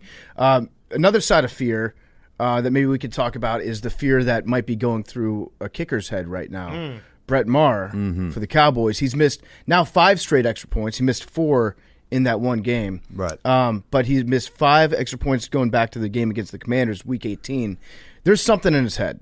Obviously, he's got the yips. I don't know what that looks like inside, like what that feels like for him, but he's in a bad place right now. I can't imagine that he's going to want to talk to his teammates about like what he's going through. Right. As far as the locker room goes, have you ever been around a kicker that's just, for whatever reason, sucks? Do you talk to that person? Do you let them be? What would you do if you were in the Cowboys locker room right now? Okay, so the first thing that I would do, and part of it is because I'm a dick, but there's part of it that would be because I want to kind of to make the environment okay and laugh a little. I probably have like a bucket of Kingsford charcoal in his locker when he got there on Wednesday, like when first day of practice, and I'd have a note there with that charcoal that would say, "Hey, mate, my anniversary is in February, and if you could shove one of these up your ass and make a diamond for my wife, it would really be helpful to me, right?" So, but lighten the mood a little. Lighten the mood a little bit. I had this. I played with a guy by the name of Dave Wyman, played linebacker in Denver, and Dave was an intense dude. Like he walked around. You know the guys that just walk around and always look angry? Mm-hmm. Like that was Dave. Always angry. And like nobody really felt like it was one of those things, you joke around with Dave. No, he's too intense. Like he may punch you in the face, right? And so we're playing a game against the Raiders. It's a Monday night game. And Dave basically breaks the Adam apple it's called a Larynx or Larynx, Yeah. Larynx or whatever it is. I can't even pronounce it. But of Jeff Hostetler was the Raiders quarterback, right? Jeez. And so he's getting fined, and he is like livid and upset about this because, like people are calling him dirty and cheap, and it was accidental, whatever. And so, of course, what do? In the training room, we have a little skeleton, one of them little skeletons, right? And then I grabbed the little skeleton because I'm always the first guy in there. I grabbed the little skeleton, and then I go to the equipment room because we had all those little mini helmets. And I grabbed a Raiders helmet, and I put it on the little skeleton, and then I made this plastic neck protector. And I wrote on the neck protector, the Dave Wyman, Adam's apple protector type of thing, right? Yeah. So I make sure that's in his locker so when he comes up, and, you could see that he wanted to fight me. But at the same time, he was like it broke the ice. Yeah, right. And then The everybody laughed about it and busted his balls about It's it. And like important. that is important. That's how guys show each other they love each other. Yeah. It's like the balloon starts to fill up, and there's all this tension, and no one wants to touch it, but it takes one guy to go over there, pop it. All of a sudden, Exactly. everything's fine. Yeah, exactly. So somebody needs to fuck with the kicker, is what you're saying. They need to Yes, pull a joke yeah. up because So he's probably more uncomfortable not having his teammates bust his balls about stuff. Right. That's exactly right. And then it releases the tension, and hopefully that's Go make enough some for you to kicks, go yeah. out and make a few kicks Yeah. and not be so uptight about that. I like it. You mentioned the training room. How many surgeries did you end up at? What's your final total? Well, I had a heart surgery not too long ago. That wasn't my football related, but that was my 30th. So I had 29 that were related to just playing. Jesus. That's so many. I just had Stink try some Stella Blue coffee. How many cups of coffee do you think he drank a day before his heart surgery? 6. 20. 20 cups of coffee. That's 20. Yeah, it's not a problem. It's And just so we're clear, the coffee drinking didn't make him have to have heart surgery. No. The doctor was like, actually, if you weren't drinking all this coffee, you probably would have been dead 10 years ago. yeah, That's exactly- remarkable. That's what they that's said, Exactly, yeah. exactly right. that's incredible. why I all drink this 15 coffee- yeah. glasses of wine a day. Yeah, It's right. good all for the this heart. coffee has saved your life, is what they Yeah, say. exactly. Yes. It Yeah. all made sense, so he said 20. I was like, okay. So 29 surgeries, and I remember that one of your surgeries had something to do with your retirement because you were about to sign a contract to yes. extend your career, right? Right. Like 2000, 2001. You didn't think that you were done yet. Yeah, I actually thought I was going to play. I thought I was going to, because my last year I was actually playing really well for about 3 or 4 games, and my knee got so bad to the point where, like, the reason I retired is my knee was so bad, and I had multiple surgeries that year, and so I had a surgery. I played a game against Cleveland. I think I gave up 3 sacks. I mean, I literally couldn't move. I pretty much sent a dude that nobody's ever heard of to the Pro Bowl that year. Like that game alone sent the guy to the Pro Bowl. And so I ended up having surgery right after that game. The Monday after that game, I come back, and I'm working to try to come back the next week and play a Monday night game against the Raiders. And I'm in practice, and it's kind of snowing. And we had these, we didn't wear jerseys when it got cold in Denver. We had sweatshirts that we put over our pads. And it was snowing, and it was kind of hard to make out who was who. And I didn't have my glasses at the time because I wore glasses. And so I'm kind of squinting. And I thought that it was some practice squad kid that was practicing for me. And I'm watching this kid. He looks awful. And I'm like, oh my, I'm like one of these, you know how you watch somebody and you're kind of almost embarrassed and you're like, oh God, this is bad. And I'm watching, I'm like, oh, this kid is not going to make it. This kid can't play, right? This is awful. And so then and I go, whoa, rewind that for a second. They rewind it one more time. And so now I'm squinting, I'm looking, I'm like, oh my God, that's me. Oh, jeez. And at that point, I was like, shit, it's time. And Yeah. I didn't realize I looked, because you're always the last to realize, right? And I'm like, that's how bad I look? I'm like, dude, I'm not helping. Yeah. I'm like, I'm hurting us right now. Yeah. And so I ended up playing in that game. I played like 7 plays, man, and my knee was so bad. I missed a block. TD got hit for no gain. I just picked myself up and I limped to the sideline, took my helmet off, and go, I'm done. Done. I'm Jeez. done. And That's crazy. That was it. That's the last time. That's the last play I ever played. The last play I ever played, I basically screwed it up and got TD hit in the teeth. Jesus Christ. Hey, you're welcome. Yeah. At least you did it to yourself. You said, okay, I'm done. Yeah. I can recognize it myself because I think a lot of people stick around and they have to have that conversation where they get cut the last time. And that's got to fuck with your mind a little bit. If you're forced into retirement, something you've done for so long, and the last thing that you have in the league is a conversation with somebody being like, hey, you stink, you're fired. Right. Yeah, it's the old saying, you don't retire from the league retires you. Right. Yeah, Yeah. so Like, walking you don't- away, yeah. I feel like that you set yourself up nicely for your second career here by knowing when it was time and Yeah. walking away. Yeah, well, it was pretty easy to see that it was time. When you can't block people anymore and that's what your job is, it's Yeah. probably a good time to. Yeah. Get out. So, all right, so segue off that, the Bengals. Yeah.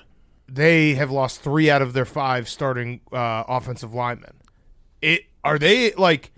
I can never tell because sometimes you watch it and Joe Burrow can make up for a lot. Sure. But you could see actually in the second half against the Ravens, I don't think he took a single 5-step drop. No. And that's what their offense is built Right. on is Jamar Chase and T. Higgins getting deep and being able to burn guys. So what is the fix, or are they just kind of screwed? Yeah, you know it. The easy fix, people will say, well, they got to run the ball, right? Right. And Put in a tight end, duh. chip, yeah. Yeah, you got to do that. Really, it comes down to this: you're going to throw the ball 35 times, regardless. Okay, so let's just on an average, you're going to throw the ball 35 times.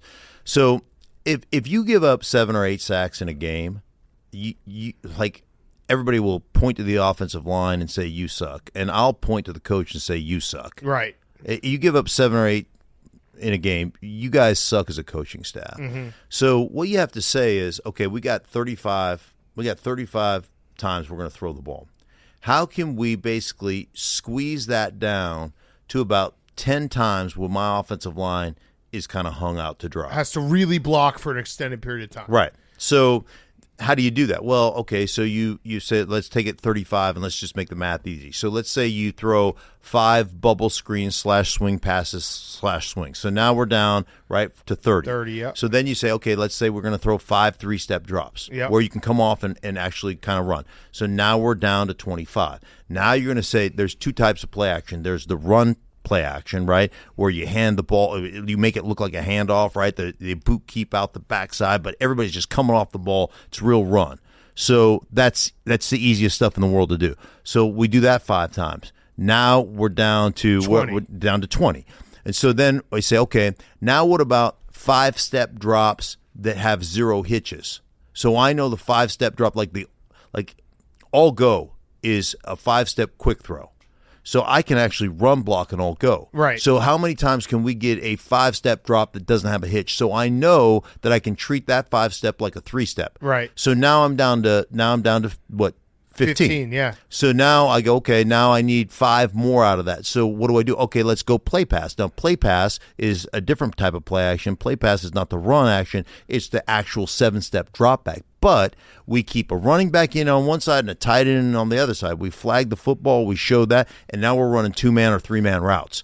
So now all of a sudden I've gotten that down to 10 times where my offensive line has got to hold up. And if you can't hold up in those 10 times, then you really suck. Yeah.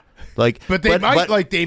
I feel bad for the Bengals because they did. So let's say we give up yeah. that. We give up 3 sacks. We can survive that, right? We yeah. can survive that. But I can't. What I can't do is give you.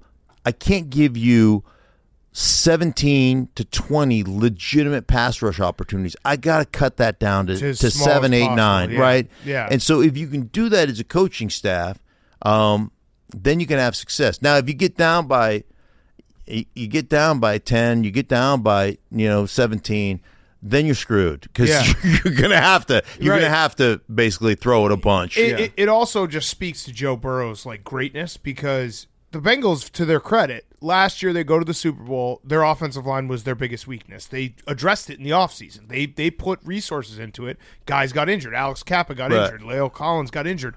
I think it's crazy because if you had to pick one guy who's behind a bad offensive line, it might be Joe Burrow because there's something about him. He has no fear. Dude, he will stand in there till the very last second. He is legit all balls. Yeah, Like all that- balls. all balls, and I marvel. We had a reunion, Super Bowl 26 reunion. We did it on Zoom. Joe Gibbs spoke. We probably had 35 guys. So you would have loved it. I should have invited you. Yeah, but you weren't part. Yeah, you were just a fan at the time. But you were like now I was you're probably now 2 years old. Yeah. right now that you're part of the team. The 91. Yeah, 91. Oh, yeah, or as it says on the 6 back of my years, jacket, yeah. the 1992 Super Bowl. Right. champions. Yeah. 91 season. Yeah. Well, but Joe Gibbs got on the Zoom. He was talking about it. Do you know that we played 19 games on the way to a world championship? We gave up 9 sacks on the season. Jesus. 9 total sacks on the season. That's what Burrow took in the Titans And the game. Titan, that's what Joe was referring to. He's Yeah. like, this kid took 9 sacks in that game. He goes, we gave up 9 and 19 in that season. That's crazy. And the fact that he stands there and just takes it in the teeth. I know. Yeah. All balls. It really I like is that. insane. Yeah, It's he's all balls, man. Something is wrong with his brain in a good way where he just doesn't have the fear element Yeah. of his brain, because you'll see the pass rush coming and he'll just be like, if I can get another half a second out of this, I can get, Right. Jamar Chase will be open. Yeah. Yeah, it's Yeah. crazy. So in that game, who do you like, Bills or Bengals? You called? Did you call both their? Did you, I did not call. I've called Bills games and Bengals games, but I didn't call Bills. I didn't call either of those teams This this year. year. Okay, yeah, this year yeah. I did not. I like the Bills in this particular game. I mean, I do think I think that Josh Allen sometimes athleticism we've always called it arm arrogance, that can get you in trouble a little bit. I also think that there's not enough talked about, and I don't want to be the guy who's like, because we're friends with Josh, so we're very biased towards him. We love Joe too, but Right. the UCL injury that he got against the Jets halfway through the season, Sure. his throws have been a little bit like, there's been a few times a game where it's like he's not trusting, or he's trying to make a throw and his arm can't fully make the throw. Yeah, can't catch up to it. Yeah, or it's something. right. It's like there's Yeah. that little bit, and that's where some of these mistakes are coming from. And he has been playing with that injury for the rest of the year. Right. Well, when you're used to being able to fit it in any window you want to fit it in, right? And you're just going it's like DeGrom throwing 103, right? Just let it eat. Right. And you're like, I'm going to just let this thing eat, and all of a sudden, You take 10% off. Say he's Right. 10% injured. That could be the difference in an interception a game. right? Especially, and I always say, I think one of the biggest things, and I've talked to a lot of young quarterbacks about this, just the biggest difference between college and professional football, and like the biggest kind of takeaway is what is completely covered in college is wide open in the NFL. Yeah. So you would look at it in the college game and say, I can't make that throw because it's covered. And in the pros, you're like, what are you doing? That's a wide open throw. And to change your mindset that way, to go, that's wide open. Now, for Josh, it's even a tighter window because he's got so much arm talent. So Right. if you take a little bit, like you said, even 10%, and you're used to making that throw, and that 10% lack of velocity or whatever is the difference between somebody tipping it, and most interceptions happen off of tips anyhow. Like those are the things that end up happening to you. So now you have to be you've got to be aware of that. You got to be judicious. Like I became a much better football player late in my career as I lost athleticism because I came to the realization I can no longer count on athleticism to get me out of trouble. Right. So essentially, I can't get myself into trouble. I Right. just got to be that much smarter. Right. In the way I approach the game. You also got better at cheating as you got older. You learned all the tricks. Yes, That's what the Bengals need to do. They need to their offensive line should just cheat as much as they can this week. They can't call it on every play. I listen. I'm not going to disagree on it. As a matter of fact, you'll love this. So Russ Grimm, original Hog. Yep. Are you a hog, by the way? Yes. Okay. But I'm on the second generation, 2.0. generation. Yeah. 2.0.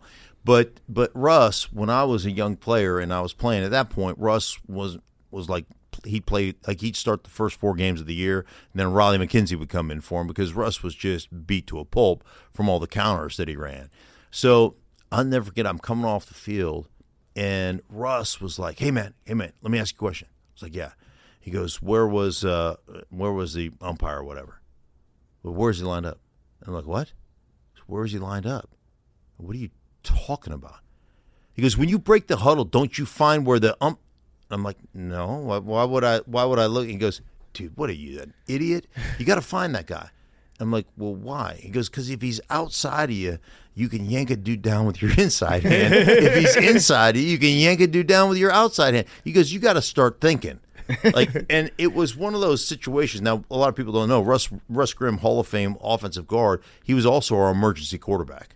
That's crazy. Like, Russ was the smartest player I've ever played with. But he would study stuff like that so that he knew where he could get an edge at all times. That's awesome. And as you grow and you get older, and obviously kind of the inventions that are the necessity is the mother of invention. Mm-hmm. Like, as you start to lose some athleticism, you start to understand, okay, where can I cheat this thing? Where can I get an advantage? How can I use this from a positioning standpoint, or how can I funnel a dude to funnel him into traffic so he can't? Like, you start to learn all the little tricks. Yeah. Mm-hmm. Another great offensive line, the Eagles this year. So they're dealing with some injuries, but it seems like, I don't know, Max has reported exclusively that they're getting healthy. Is that right, Max? Max is a big Eagles guy. They're fine. I'm hearing great reports on Lane Johnson in practice. Okay, so first report by Max, they're fine. They'll be fine this weekend. It seems like they should just stomp the Giants, but there's something about the Giants that are really well coached. Their offense is fun to watch. It seems like they run a Chiefs-style offense with the personnel that they have, and they've gotten the most out of the talent that they have. What do the Giants need to do to be able to beat the Eagles this weekend? Well, I think, obviously quarterback run is a big part of what they're doing with Daniel Jones, and like, coaching is so important. I think Brian Daboll's done a great job of basically saying, hey, here's what Daniel Jones can do and here's what he can't do, and let's make sure we mitigate what he can't do, and let's put him in a position to have some success, right? Let's use, because they've been trying to make him a drop back thrower forever, right? And he's just, like, let's face it, he's gotten better at it, but that's not what he does. So now they're not asking him to do as much of that stuff. So that's the number one thing that I think he's done a great job with. Mm-hmm. And then I think, and I talked to Wink Martindale, their defensive coordinator, about this a couple of years ago. I'm calling a game when he was the coordinator in Baltimore, and against a prominent NFL quarterback who had great athleticism. I go, well, what's the game plan? We're close enough to where he'd go, okay, this is what I want to do. And be like, I'm going to make this guy throw it 40 times. And you're like, really? That's yeah. I'm going to make him. So I'm going to line up 5 downs. I'll line up with 8 guys in the box at all times. And I'm going to run blitz. I'm going to try to get him behind the chains. But I want this guy to throw it 40 times because, like, I know they can run it. And if we let them run it and let them set up their play action and let them have the quarterback run and let them do all these things, we'll get blown out of this game. But if I can eliminate all that and make this guy beat us throwing the ball, now Jalen Hurts has proven that he can throw the ball. There's no question. He's got good guys to throw to. Great guys to throw to. But you are so busy trying to take away their run game because their run game is so good. One, like, some teams are big and strong. Some teams are fast and athletic. They're big, strong, fast, and athletic. I think the Eagles are phenomenal. And Lane Johnson's a great player. Jason Kelsey is one of the funnest guys in the NFL to watch. They're really good at everything, but they can run the power, just a straight, punch you in the mouth, downhill power game. They can run the athletic kind of pin and pull, get outside on the edges, pull the center, do all that stuff. They can beat you that way. They've got the quarterback run game as well, the RPO game. So they've got everything from a run standpoint. So you're so busy, getting shell-shocked by that, then all of a sudden their play action off of that stuff, that, like, they're really hard to defend. So if they can get it to the point where they just shut down the run, sell out to do that, like, I like your chances with a quarterback who really has only played 1 game in the last month, who's coming off a shoulder injury, saying, dude, if you, like, for the Giants, if you beat us and you beat us throwing it on us a bunch, then tip my cap and say you won. Good job. Like, you guys got us. But I think the only way you're going to beat them is to make Jalen Hurts beat you. Yeah. And he may still beat you. Yeah, right. But I think it gives you the best chance to win. And Boston Scott's probably going to have 3 touchdowns. He just always seems to He score is, against the Giants. he is a Giants killer, isn't Yeah. he? So this is like the Dexter Lawrence. If Dexter Lawrence can plug up every hole this Right. game, and then Jalen Hurts has an off day throwing the ball, that's the recipe. I still would Yes. take, like, what you say makes sense, But having A.J. Brown and Devontae Smith out there, it's scary. Listen, I think it'll be a close game. I still take the Eagles. Yeah. But I'm just giving you a scenario of what- how yeah, it could yeah, happen. how they could right. do it. the most Yeah. likely. Yeah. And listen to you describe the Eagles' run game. Max was just over there nodding his head the whole time. Like I mean, he's that got, was unbelievable. that was just a great description of the birds. you got 12 inches to hide over there. Yes. So, all right, last game that we didn't talk about, Chiefs-Jaguars. I have a question actually about last weekend. When you're watching the Jaguars-Chargers, how mad do you get being an offensive lineman watching the Chargers not be able to run the ball when they have a 27-0 lead? I think the stat was they ran it 7 times, 7 design plays in the second half for 7 yards, and you're like, because I was saying on Monday's show, it's a win for meatball brains like us who are like, yeah, you still got to run the ball because there's a lot of people out there who think that it's better to pass on first, and I get all the analytics behind it. But like as an offensive lineman, if you don't let those guys fire off the line and run the ball, like it's hard to run the ball when you need to. I always look at running the ball as the running the ball is not popping a 19-yard draw on 3rd down and 12. Like I don't give a shit about that, right? Running the ball is when it's 3rd down and 3, can we convert? Like when it's the red zone. Like I get people all the time tell me, hey, we had 8 guys in the box, so we didn't want to bang our heads against the wall. I go, well, what happens when you get in the red zone? Right. Because you always have 8 or 9 guys in the box in the red zone because the safety's got their heels at 8 yards. So what the hell's the difference? Like you have to learn how to run it in those situations. So yeah, like you had 7. You're up 27-0. Your running backs got 7 carries. Yeah. Right. Travis Etienne at down 27-0 got 14. Right. So like don't give me that issue. I had one person said, well, they were only getting 1 yard a carry, and I said, well, let me ask you a question. Okay, they only got 1 yard to carry. I get that. I go, how many yards do you get on an incomplete pass? Yeah. Oh, 0? Yeah. Right. And then an incomplete pass takes about 7 seconds off the clock. A run, if you use the clock properly, will take down, let's say, it's of the 40-second clock, let's say you snap it at with 5 seconds left, right? Yeah. So you've used 35 seconds, and the run takes 5 seconds. So that's 40 seconds versus 7 seconds. Right. Right? And you do that enough times, it goes back to this. Yeah, I've picked up some consulting jobs, just run game consulting jobs over the years. And it goes back to a conversation I had with a coach about running the ball. And this particular coach says to me, hey, listen, man, I want to run the ball better. And so I said to him, do you? And he goes, yeah, like I really want to run the ball better, and I want to, pick your brain about the zone running game, the wide zone. I go, so he goes, I really want us to run. I said, do you? And he goes, yeah. And I go, but do you really? And he goes, yeah, I want to run the ball better. I go, okay, let me tell you what I hate about you. This is a consulting job. You've been hired, yeah, I've been hired. So he said, let me tell you what I hate about you. He goes, okay, here we go. And I go, that you'll run it 3 times in a row and you'll get 2 yards of carry and you'll throw your arms up in the air and you go, fuck it, we can't run the ball. Right. I go, but you'll throw 7 incompletions in a row and you don't think twice about it. Right. And I'm like, what's wrong with you? And so I always look at it from a perspective of, to me, what's the hardest job there is? Well, to me, playing offensive line is the hardest job there is on a football team.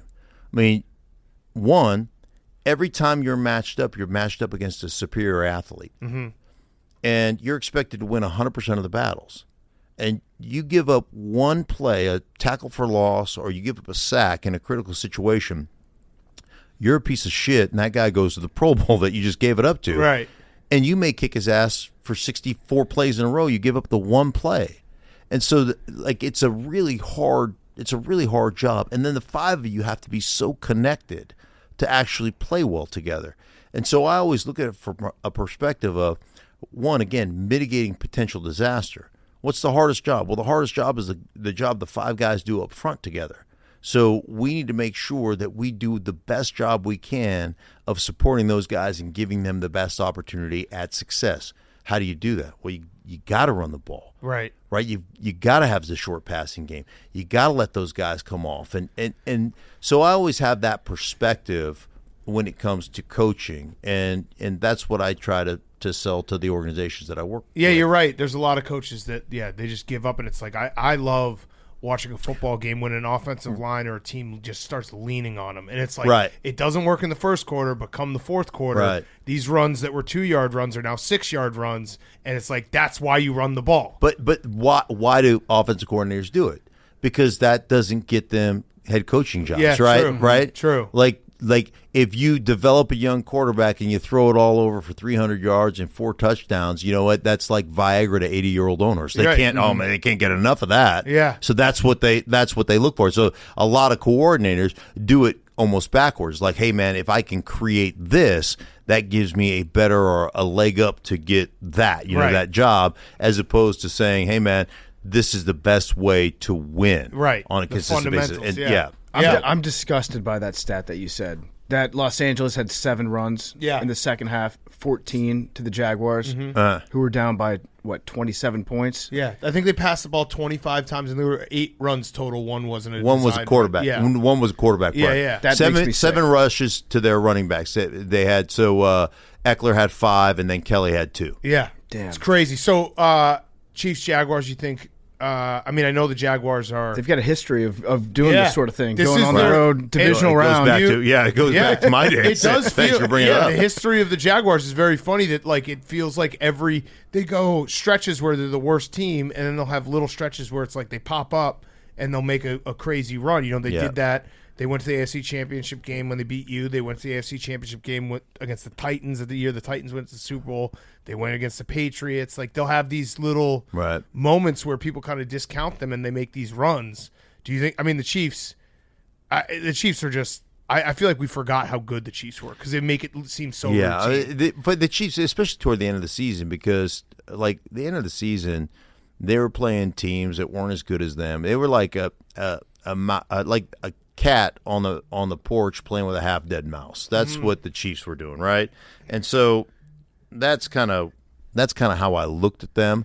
And so I was like, there's some boredom there. Right. Andy Reid is 7-1 in the playoffs, coming off a bye week in the divisional round. That's crazy.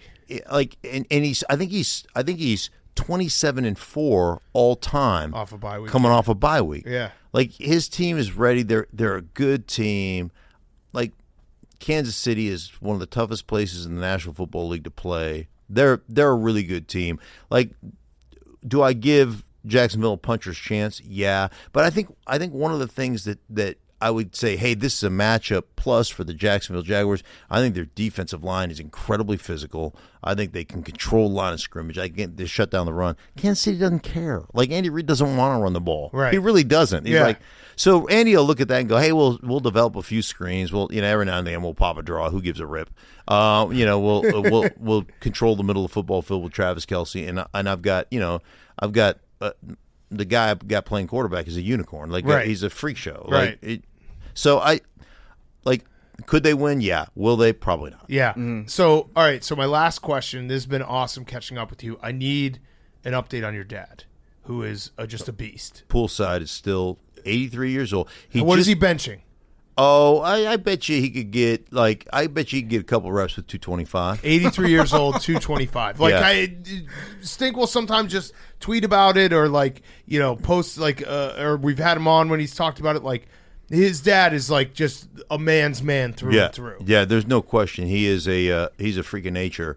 By the way, he actually just retired. Oh, at 83. Good for him. Yeah, at 83. 56 years at State Farm. Wow. 56 years. He just retired. And so my mom passed away last year from COVID.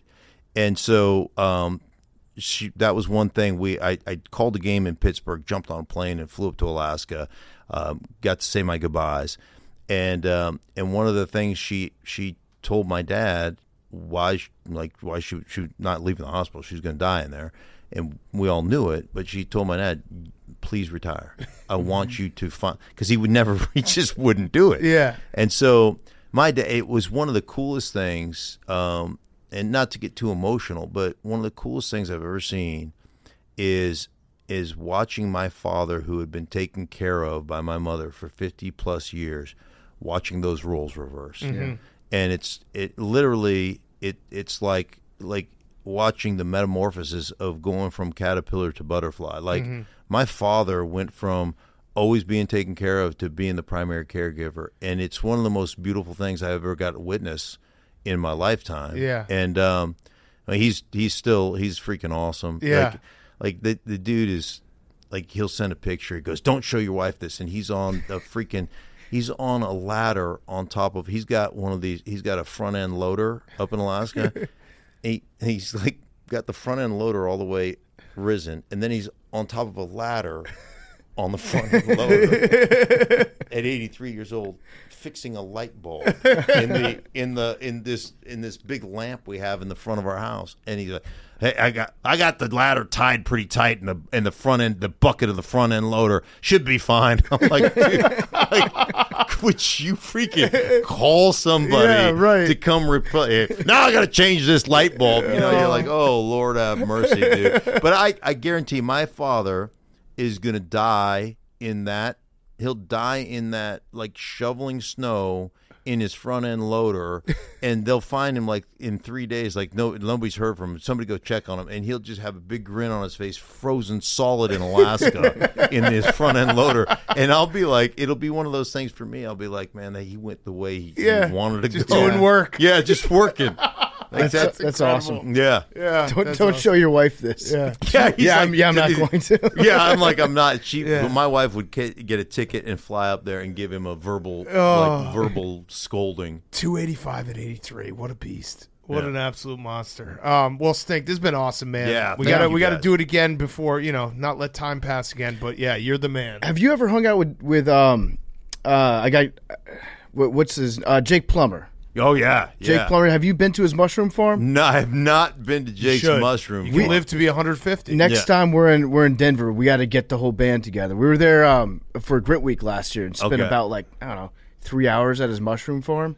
Dude, Jake is a piece of work. Yes. Awesome guy. Awesome. Really interesting what he's up to out there. Next time we're out there, we'll do a podcast together. Yeah. That'd be great. Yeah. Love to. Yeah. All right. Well, thanks so much, Mark. We appreciate it and excited for some football. All right. Yeah. Sounds good. Yeah, me too. Mark Schlereth is brought to you by the Barstool Sportsbook. We have Barstool exclusive set up. You can find the Mount Rushmore. You can find our 4 to score. You can find the Hungry Dog Parlay. You can find anything that you want there. You can find the Can't Lose Parlay. All sorts of boosted stuff. You can find everything that we talk about on this show. The Barstool Sportsbook is the only place to find those exclusive bets. Plus, we give you daily odds boosts, live in-game bets. You can move the line and teasers and Parlay Plus to bet within the same games or across sports. My PFTs this weekend, the PF teaser, I'm still working it through, but I'm leaning pretty heavily. I think I'm going to do the Birds. I think I'm going to tease it down 5 points. Eagles 2.5, and I'm also going to go over 43 points total in that game. I like it. Birds, easy, and with the PF teaser, it's going to be a little bit easier. So check it out, the Barstool Sportsbook. Get all of our exclusive bets right now. We've got the iCasino. We've got slots, traditional table games, exclusives like one-bite slots. The Barstool Casino is available in select states. Download today, create an account. You get a $1,000 new player bonus. If your first bet loses, get up to $1,000 in bonus cash. That's a $1,000 new player bonus. So if your first bet loses, you can get up to $1,000 in bonus cash. Must be 21 or over. Gambling problem? Call 1-800-GAMBLER. 1-800-GAMBLER. You have to be 21 or older. Okay, let's wrap it up. We got Fyre Fest of the week. By the way, Hank, you tweeting out that UCF. For people who have, or maybe new listeners to the show, the original cap bet was Duke getting to the Sweet 16. If they didn't get to the Sweet 16, they would have, Hank would have had to get a cat. And this morning he tweeted out the UCF game from that year where they had a layup to win the game. I think it was 2 layups. It was a layup and a putback. And it hit like every part of the rim, and that put me in a bad place. I was so upset. I was so mad. It was tweeted. I saw from a slander Duke account that was like, can't believe Coach K had this team and almost lost in before the Sweet 16. And I forgot how close it really was. So close. And that's why, even though you're a scumbag piece of shit, and I hope you get hit by a bus, that's what Jake said, not me, I do love that you have found your way into being a Cowboys fan, because it does make great content. It makes the best moments. Like, the best moments of this show or when we have natural adversarial positions. Yeah, I'm cooking up a sick profile picture, so check that out. I can't wait. My Firefest, nothing. You gotta also like put on tweet notifications to Skip and Will Kane and just respond to all their tweets. You said it, Skip. Sunday. Yeah, let's go, boys. Love your new show on FS1. LeBron, he's a Cowboys fan too, right? Oh yeah, Oh, yeah. Yeah, you and LeBron. That's great. Hell yeah. You don't mean that. No, he's a fan of Pat Bev show, so we're cool, kind of. Not really. Nothing too serious in the Firefest world. Oh, I'm about to destroy your legs. Billy's gonna destroy my legs. I'm looking forward to that. Squamageddon. Yeah. There was 2 days ago. I was going to the bathroom. There was a female woman in front of me that works here, walking out of the building. Female woman. She was wearing glasses, and I thought it was someone that I knew. I was like, "Oh, see you later. Have a good one." And I said her name, Tara. Thought it was Tara. She turned around. Was not her. Had never met this woman in my life, but I guess her name is like Kara or something close to Tara because she turned around. I was like, "Oh, see you later." And then I was walking in the bathroom. And I walked in the bathroom. I was like, "Oh my god, that was so awkward." Man. But shout out to her. It She was works just- here? Yeah, You don't know her name? I do now. We have I know everyone's name. we have several Everyone's. female girls that work here. Yeah. Some of the Women. finest women work here. Women. We got binders filled with female chicks. But it was just Also, in Yeah, for hindsight- anyone who says that Barstool's misogynistic, Hank almost got that woman's name right. Yeah. And it's a company policy. If you're walking behind a woman and you say the wrong name, they turn around. They're like, "You just lost. Guess that ass." It was. I mean, again, like, it wasn't that crazy, but No, I mean, that sucks. That's one of those moments that you're just like, you want to shrink. and into it a was ball. because I did not have to say anything. Like, she was in front of me, right. I didn't. It wasn't like I was walking by her. But we're friends. I was like, "Oh, see you later." And It's then the last she time turned Hank around and does was just something like, polite. Yeah. And he gets punished. Yeah. This is how you become an incel. Mm-hmm. You're just trying to be nice to a woman. There's no room in this world for nice guys like Hank. All right, PFT. My Firefest of the week is I've become a Photoshop guy. It's something that I used to make fun of. Like all the replies underneath an Adam Schefter tweet would just be like these really intricate Photoshops of players that people wanted to have on their teams, and it's really odd fan behavior. So then I started doing the just drawings on Instagram on the stories to just do my own versions of the Photoshops. But we've got a great graphics guy now, Shane. Shout out Shane. He's a Seawords fan. And I just asked him if he could make me Lamar Jackson in Commanders gear Photoshops. And he's been sending me 2 to 3 every single day. And I just have a surplus of Lamar Jackson Commanders Photoshops that I'm just putting online. I DM'd one to Lamar. Let me see if he replied to it yet. To be like, "Hey, Lamar, is this real? I saw this online." So I've been putting out a shitload of actual Photoshops that are good, like good quality, that now I've just become an unironic Photoshop guy. And it's the old saying, like, you either die a meme or you live long enough to become a brand. And now I'm at this point where, like, this is part of my brand, is being the strange psychopathic fan good at Photoshop guy. I like it. So Suits you well. I don't think I can turn back. I don't think. No. This is you now. Yeah. And really, this is the highlight of my offseason as Commanders fans, just being like, imagine if this really good player was on your team. Right. And then it gives me a half second of joy, and then I go back to my cruel reality. It is fun to look at Photoshops of players on your team. You want me to? You got any requests? Yeah, give me Devontae Adams in a Bears uniform. Okay, all right. Saquon. I'd like to tweet that out. Devontae Adams, Bears. Yep. Devontae Adams, Bears. DeAndre Hopkins, Awesome. Patriots. God Quick. damn it. Could we get a Aaron Rodgers Jets? Yeah, I got That'd you. be pretty dope. I got Want you. that guy? It's going to cost Pretty you. He stinks. That'd get me high. Yeah? Contact high being around. I say this like I could just text Shane too. Yeah, no, I'll do it. I'll do it. My middleman. I don't want to get caught with the Photoshop. No, I don't know how I got this. You don't off want to the touch set. it. You don't want to possess that. Yeah. All right, my Firefest. It's an ongoing story, but I need any parents out there. I need some help because We can I've help. Okay, you can help. I've told the story about how my son just gets up randomly and just like, hey, time to get up. He now has followed the rules that like it's not time to get up, but I think I'm too nice to my son and he just wants to hang out. Last night he got up at 1 a.m. I woke up He was just sitting next to my bed. Wasn't saying anything. Just sitting there. I was like, what are you doing? He's like, oh, I wanted to see you. Did it again at 5 a.m. I think I got to start negging him. Or maybe that'll actually make him like me more. Oh, he's got a Spider-Man. But he just wants to hang. I got a dumb question, and this will expose me as not being a father. Can't you just lock him in his room? I thought about that, but I think he'll freak out. And I actually said, I'm going to lock the door tonight. He's like, no. So I think that would probably cause. I would just lock him up. Yeah. Teach him that all the snacks are unattended in the middle of the night. I don't want him going down the stairs in the middle of the night. That would sick flex that you got a staircase. When I was like literally that age, I realized that if I woke up in the middle of the night, like my parents would get pissed if I went to their bedroom. But I realized all of the cookies and everything were totally unattended. Okay, maybe that's actually not a bad idea, Billy. Maybe just put a bag of cookies in his room, just eat them. Because I would rather that than getting he just wants to hang out in the middle of the night every night. Just sit. Waking up and having a child just sitting next to you on the floor. And he wasn't even saying anything. He moves like a fucking ninja. I caught him the other day doing this at 3 a.m. I heard something.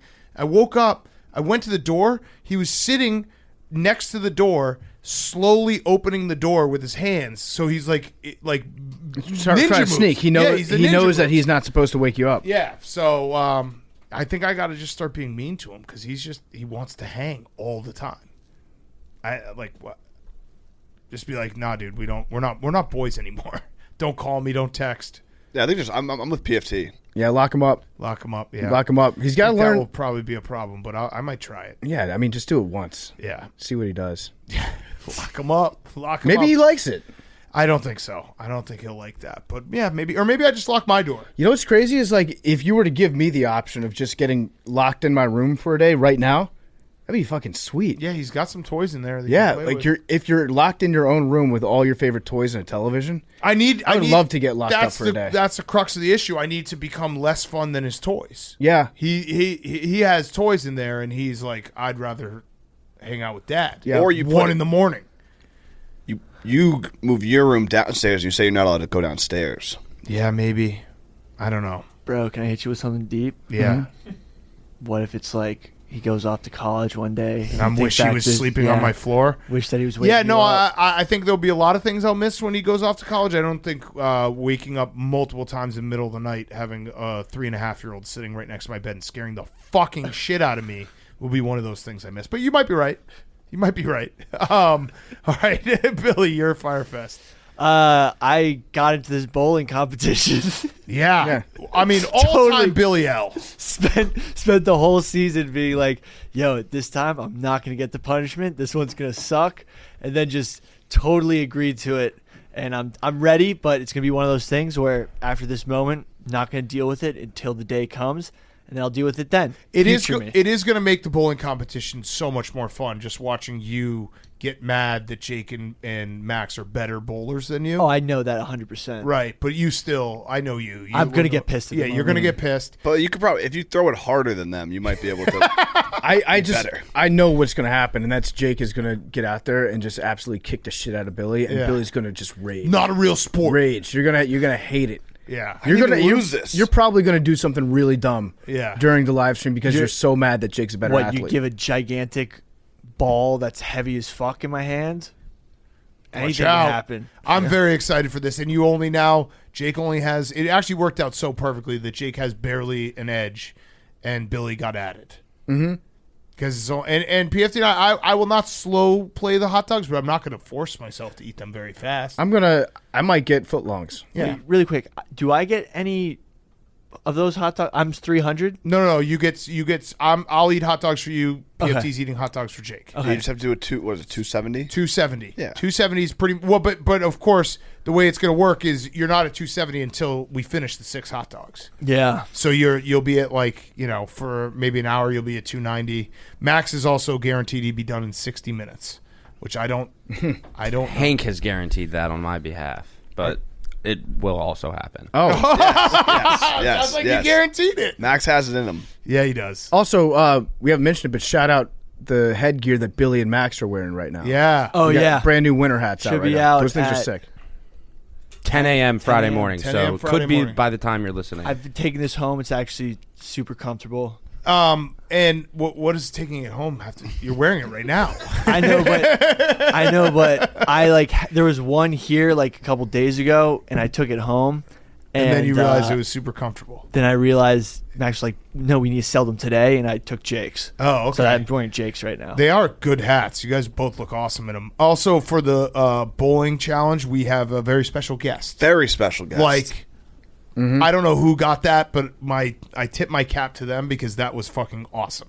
So get excited because there will be a very special guest, and it's going to be an awesome stream. I'm legitimately excited to hang out in a bowling alley for PFT's birthday. Same. Yeah, me too. It's going to be fun after the fact. It won't be fun in the No, it's going to be fun for us the It's entire gonna be time. fun during the. No, Yeah, we're going to have I'm fun the saying, entire time. Jake, you're going to get to go bowling. Yeah. and We're- drink beer we're and gonna eat have hot a lot dogs. of We're going to have a full birthday party and then probably leave, and then you're going to be bowling for another like 6 hours. Yeah, right. But we're going to have fun. It's going to be for us. Fun. It's going to be a lot of fun. Pizza, bowling. It's a joint birthday party, Yeah. though. Yeah. Yeah. Thank you. I appreciate Can we that. invite Stu?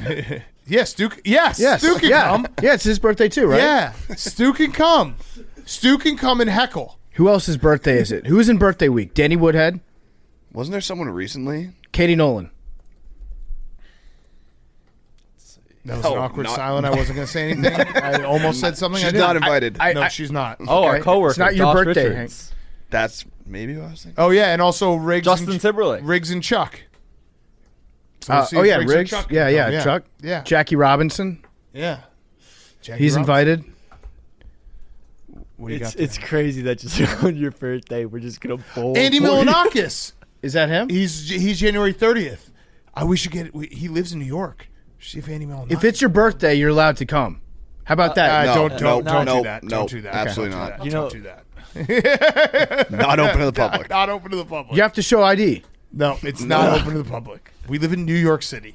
There will be many people. How many- Remember when we tried to marry someone, PFT? Yeah. How you married a brother and sister? How many people out there do you think that are That listening was all.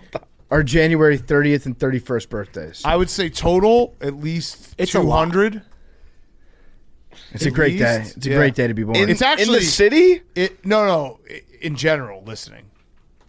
Oh. Overall, I mean, people would fly if we did the deal. I would say 1,000. Maybe it not a is math it guy. is a great day, but it is. I'm reminded as I get older, like I'll do you some probably have stats. the same thing, PFT, where you were gaslit when you were a kid into thinking that January birthdays were good. They suck. Like every time I see someone who has, a I have the birthday- numbers. Everyone who has a birthday in June or July, 2000. I'm like that rules. you can do so much more fun yeah, stuff. January is Yeah. just the worst month to have. January a birthday. 31st is the 278th most popular birthday. What about Whoa. January 30th. It's rare. January 30th is 318. Oh, even more rare. Wow. What do you guys think is the most popular birthday? Wait. October. Yeah, I was going to say October. What's No, he said it What's first. 9 months after July 4th? You think people are fucking? That's when I was born. So Oh, nice. Patriotic baby. 9 of the top 10 are all in September. Oh, weird. So March, So, St. like no, holidays. Patrick's Day. people have sex on our birthdays. Yeah. and then the babies No, come out that's in like September. holidays. St. Patrick's Day is 6 Our math months. is really yes, bad. yeah, right wait, now. It's like really it's like bad. holiday Holy season. September's shit. literally the 9th month. Of the year. It's like holidays, Whoops. New Year's. Yeah. Okay, that makes sense. So not our birthdays. Kind of. Not really. Okay, Jake, Yeah. Firefest. Before Firefest, a little bit of breaking news, which you'd appreciate, Big Cat. Breaking news For the third straight Devontae season. Adams. No, it has nothing to do with football. For the third straight season, an ACC coach is retiring basketball without a retirement tour. Mike Bray retiring in the season. Yeah. Oh, he's gone Yeah, he's retiring. today. Well, he's finishing out the season. Oh, that's so it is kind a of retirement That is a tour. retirement tour. That shit, Bray. That's a retirement tour. Well, not a What full the fuck season. is that, Jake? Full season. Yeah, Yeah. but that's decent. He's Has his doing conference play started? yes. They're bad. Hank knew Yeah, that. really bad. Yeah, they're bad. My Firefest is one of the locations for Mount Rushmore. My New York City restaurants is closing. Which one? Hillstone. Oh yeah. What's I saw- that? no, but not all of them. One of the 2 locations. So you go to the other one. Well, it's going to be so much harder to get in. The one right here is not closing. 27th and Park. It's- yeah, that's it's the open, closest, But yeah. I love Hillstone. One It of my is a favorites. good restaurant. What is Hillstone? It's like a steak, but it's one of those steak Ribs, places spinach you get. dip. They're the best spinach dip in You the get world. sushi. Okay. Yeah, Yeah, you get my everything. favorite. Damn, should gonna go. have to go. Want to go? Yeah, let's go. Let's go for my birthday. Okay. Yeah. Sick. Okay. I Well, read. no. That was for me, Hank, and PFT. Got it. You can come too. I read that our good friend John Rothstein's favorite place, Bar Coastal, just reopened. Different name. Whoa. Word on the street is they've got the same guy cooking the wings that cooked the old wings. Oh, wow. Might be worth checking out. Yeah. So Hillstone, still alive, but not really. Are we in the trust tree? I might have muted John Rothstein. I don't think I ever even followed. I don't mute John Rothstein just for nights like when DeMar Hamlin. Yeah, that I'm gonna incident unmute happened, him. And John Rothstein, like in the middle of everybody being like, prayers up for DeMar. John Rothstein's like, Syracuse basketball more consistent than the Jackass trilogy. Grab your nights so He said, glistening. Yeah. watching this game is like having a cardiac arrest. Yeah. Right? Like, I'll unmute. within 20 minutes of that Yeah, I'm happening. going to unmute him when we get closer to March. It's just, during football season, I scheduling and all that. I could do without. All right. Hank, have you ever gotten this? We're going to do lottery ball. No, I have not. Really? Really. Damn. Sure? Positive. All right. We have all the money in the safe. So we're all set. We're all squared up. So if anyone gets it, they get all the money in the safe. I'm going to go 17. Nice. 18. Hank? Let me look at my DMs. I'm real quick. feeling it today. 20. Give me a number 2, Hank, from your DMs. Sorry. Come on, Hank. How do you not have a number? I have so many. There's so many Cowboys fans that have overflowed my DMs. You should just all be numbers. 49. Give me one, too. As a Cowboys fan, that's dope. You mentioned Scump. Cowboys Yankees fan, welcome aboard. No, give me a number. As man, I'm just trying to fire through. 1. 1, okay. 49 and 1. Do you want 49 or 1? Oh no, this guy said 17, 14, or 66. All right, so I'll go 66. I want 49. Okay. 69. 17. I'm feeling it. I'm just going to will it to win. Oh, my God. If Billy gets this, he's just not going to do a video because he'll just reimburse with the money in there. Yeah. What did I say? 66. Willing it. 97. Oh, damn. Way off, Hank. You're never going to get It's the it. second time. Ever going to get it. Love you guys. Iguanas are invasive in Florida. You fall out of trees when it gets cold. Way too cold. Because they're invasive. I don't know what to say, I'll say it anyway. Today is my day to find you. Shine away. I'll be coming for your love, okay. Shine away. I'll be coming for your love, okay. You've been so good to me. Give you everything. You've been so good to me. Your love inside of me.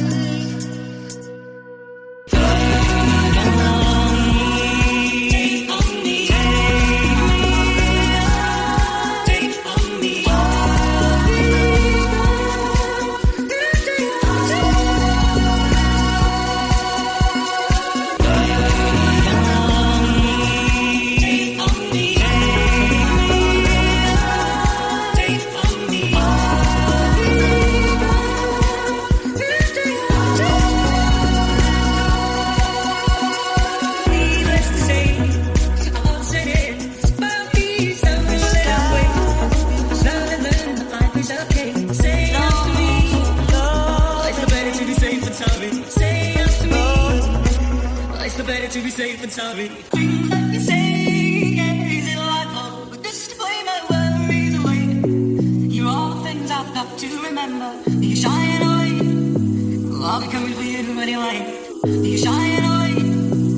I'll be coming for you anyway. You